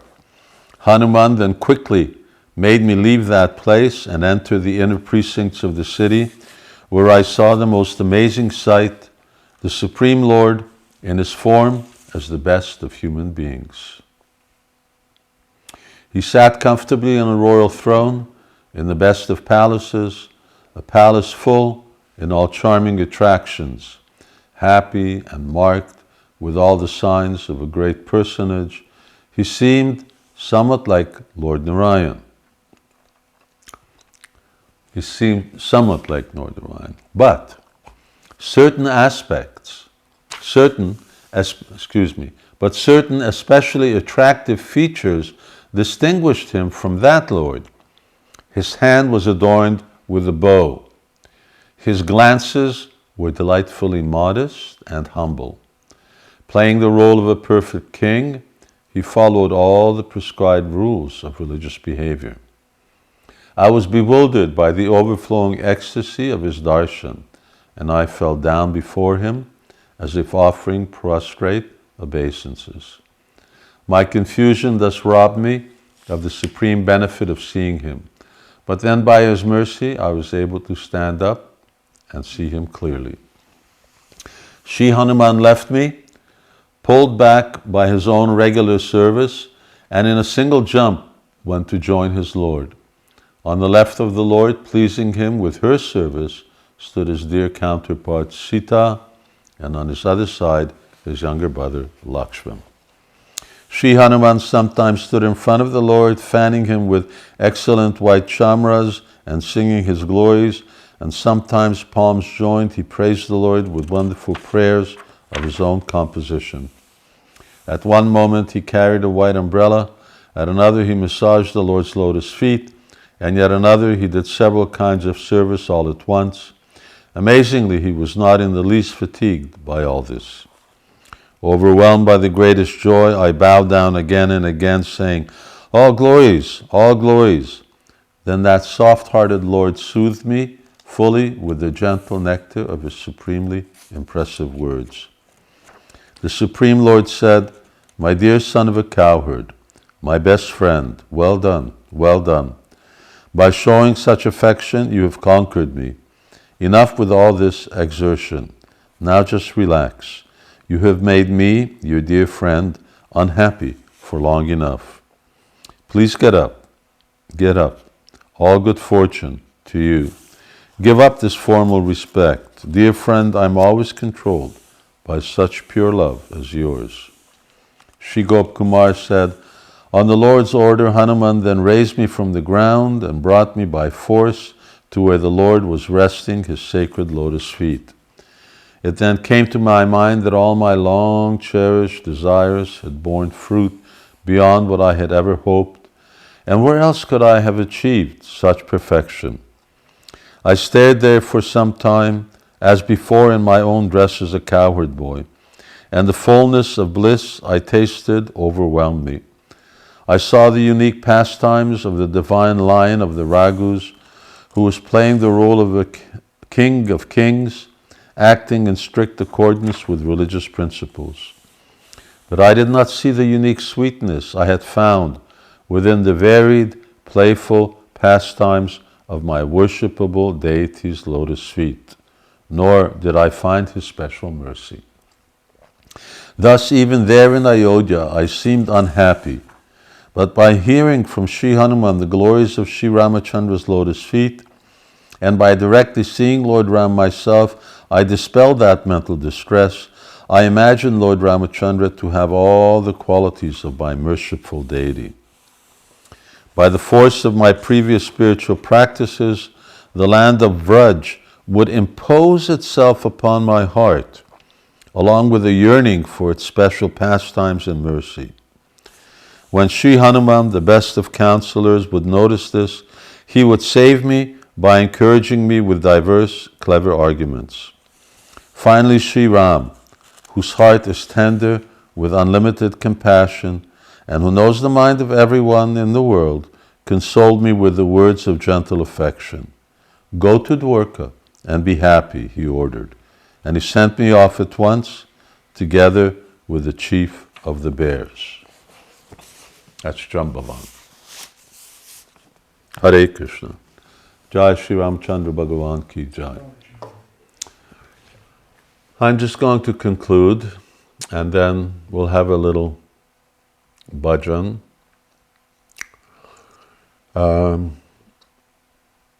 In Garga Samhita, there are very interesting narrations of how the associates of Lord Ramachandra, by his grace, able to take birth as gopis in Vrindavan. And I'm going to just give some examples. One example, the most commonly used, that our acharyas use, is who are called the Rishichari gopis.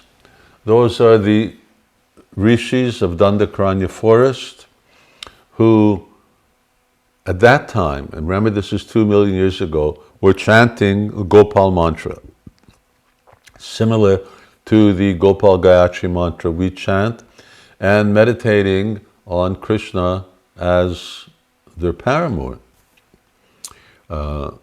They were sadhakas, they were practitioners.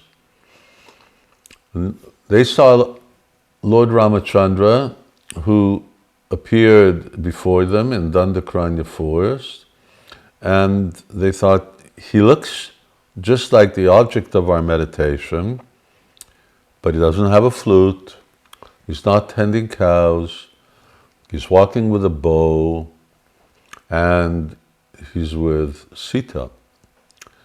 So Lord Ramachandra knew their hearts, and within their hearts he told them that I've taken Ekapatni Vrata, you're not yet mature, you will take birth when I appear in the next stage, when I appear in Dwapara Yuga, in the end of Dwapara Yuga in Mathura, then you will appear there as gopis. And they thus appeared. Rishichari, Shrutichari, personified Vedas, performed austerities for a long time, knowing that this is the actual conclusion of all Vedic knowledge and the most secret, confidential, and topmost attainment. And also by the mercy of the Lord, they were elevated to that position. When Lord Rāmacandra went to Mithila, and when he married Sita Devi, other women saw him and they fell in love with him. And it's a very interesting dynamic in Vedic culture. When women would fall in love with one man, that was it. They wouldn't fall in love with anyone else. Srila Prabhupada talks about that psychology. It's a little different than what the world today experiences, where men and women fall in love many times, but especially if we're referring to ladies, women's psychology is a little different than men's. Put it this way, women are more chaste than men are. And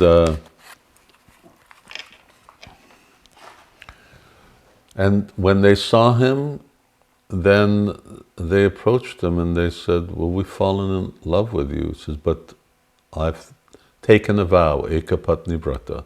I'm only going to marry one wife.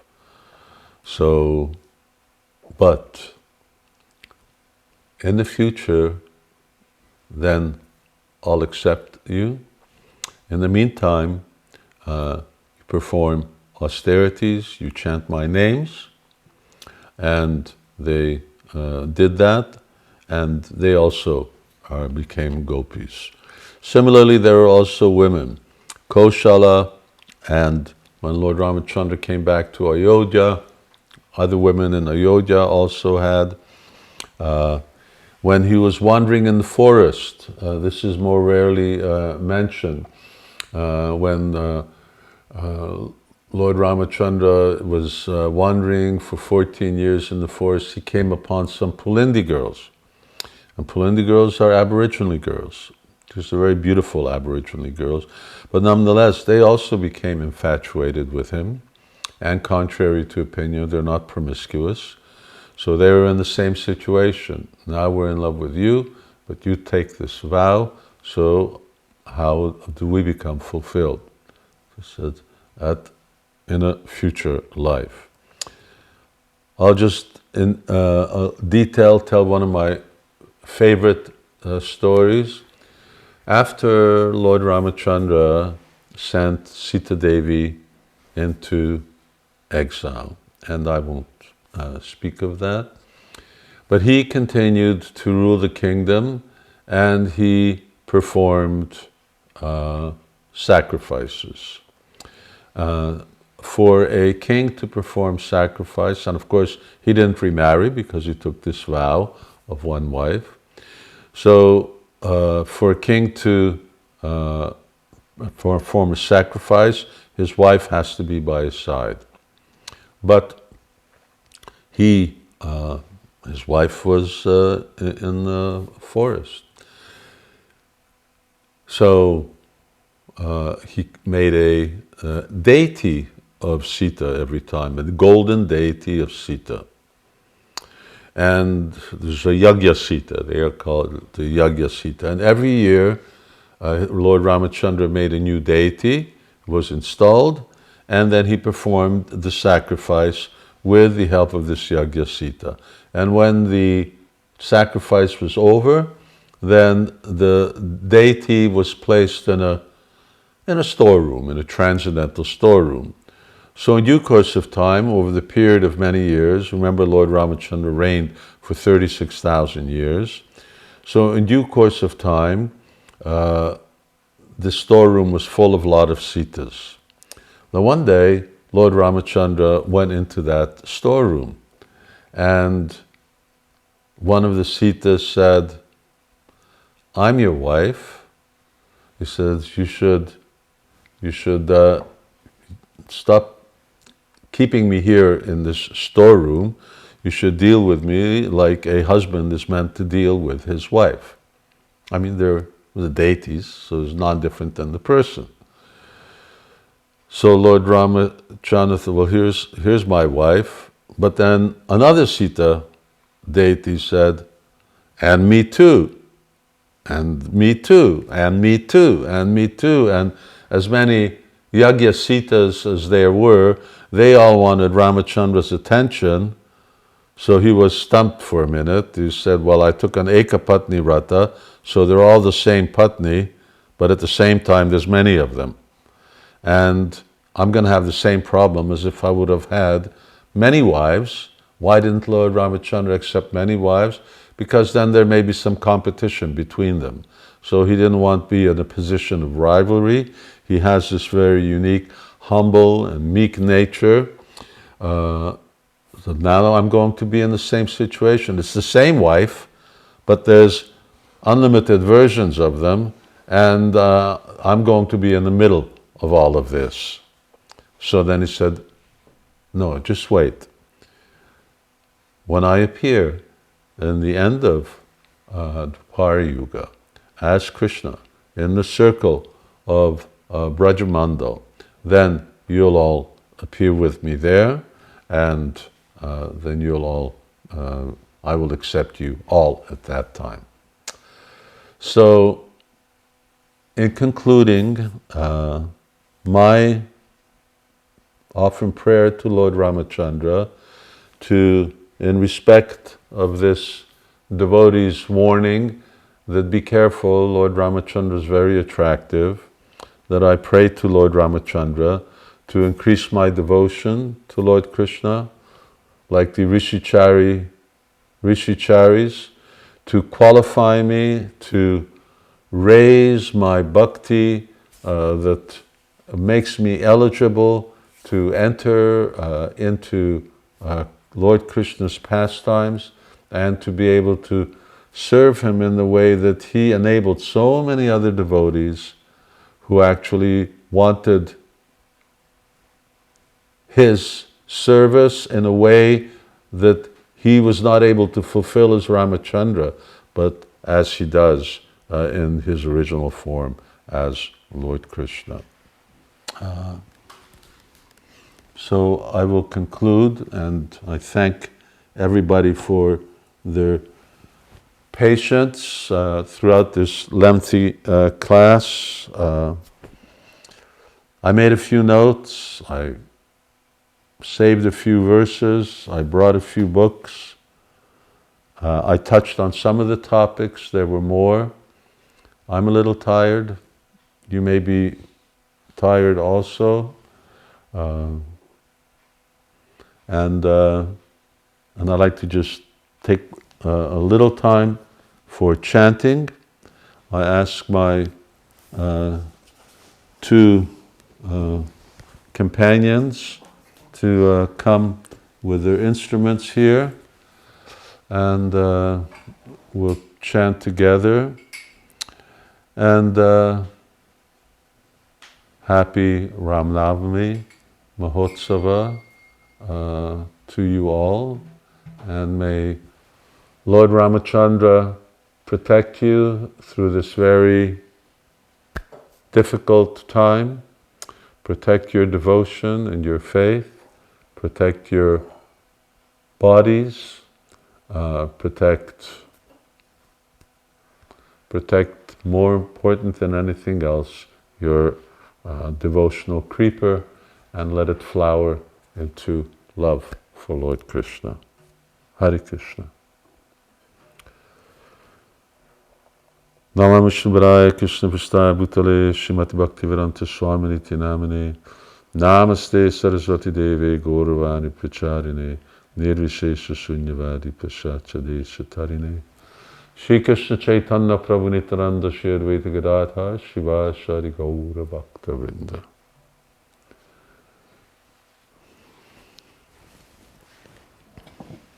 Mo Brahmanya Devaya Ramaya Kuntamedase Uttama Shloka Durjaya Nyasta Dantarpitangraye.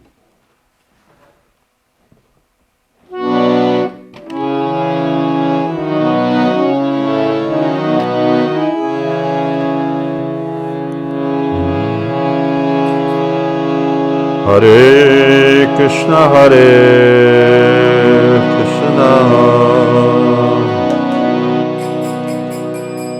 Krishna Krishna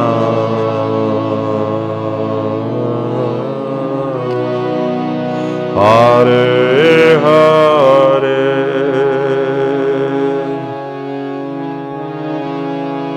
Hare Rama Hare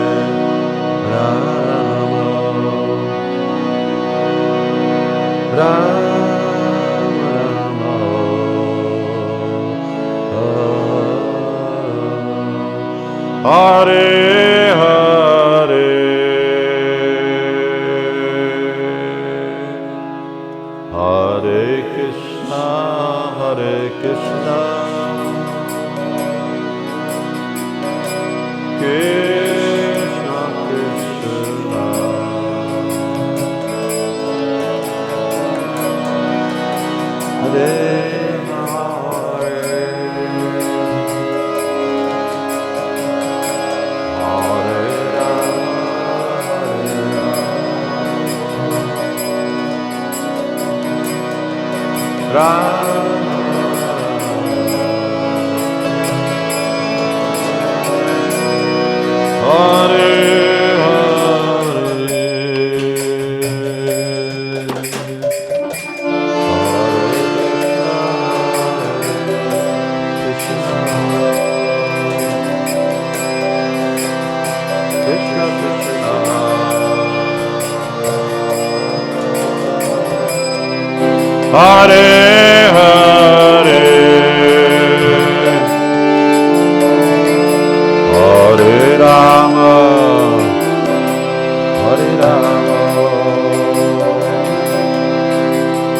Rama Rama Hare Hare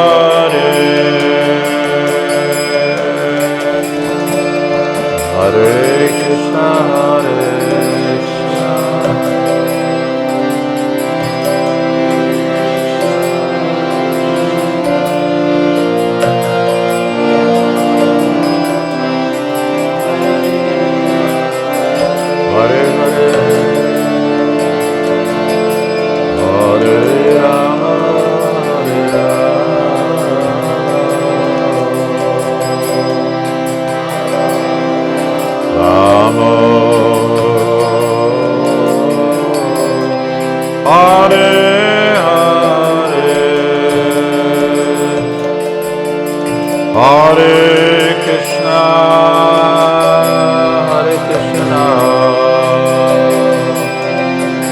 Krishna Krishna Hare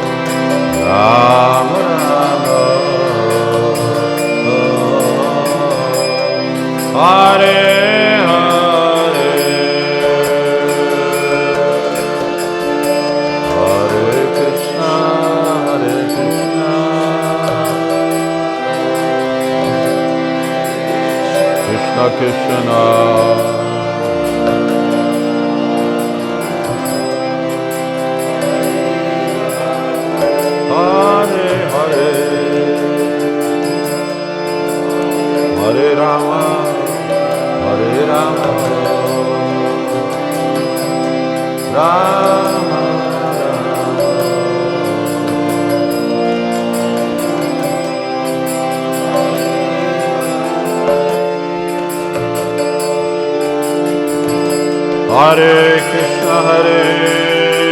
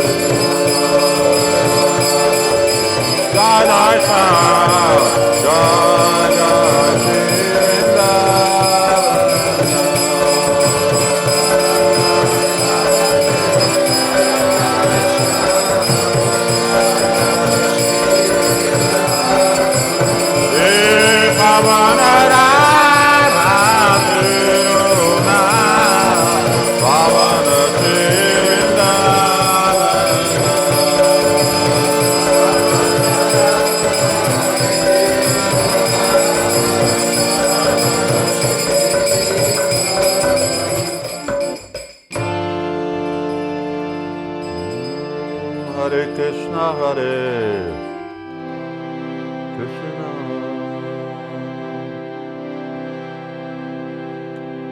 Krishna Krishna,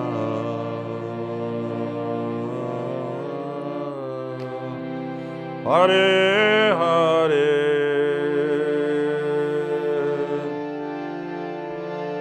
Hare Rāma, Hare Rāma, Rāma Rāma,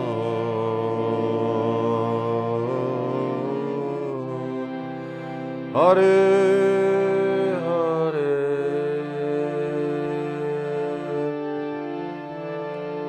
Hare Krishna, Hare Krishna, Krishna Krishna,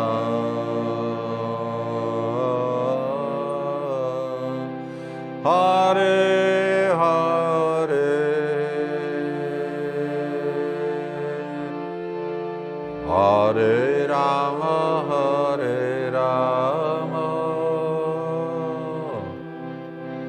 Rāma Rāma, Hare Hare.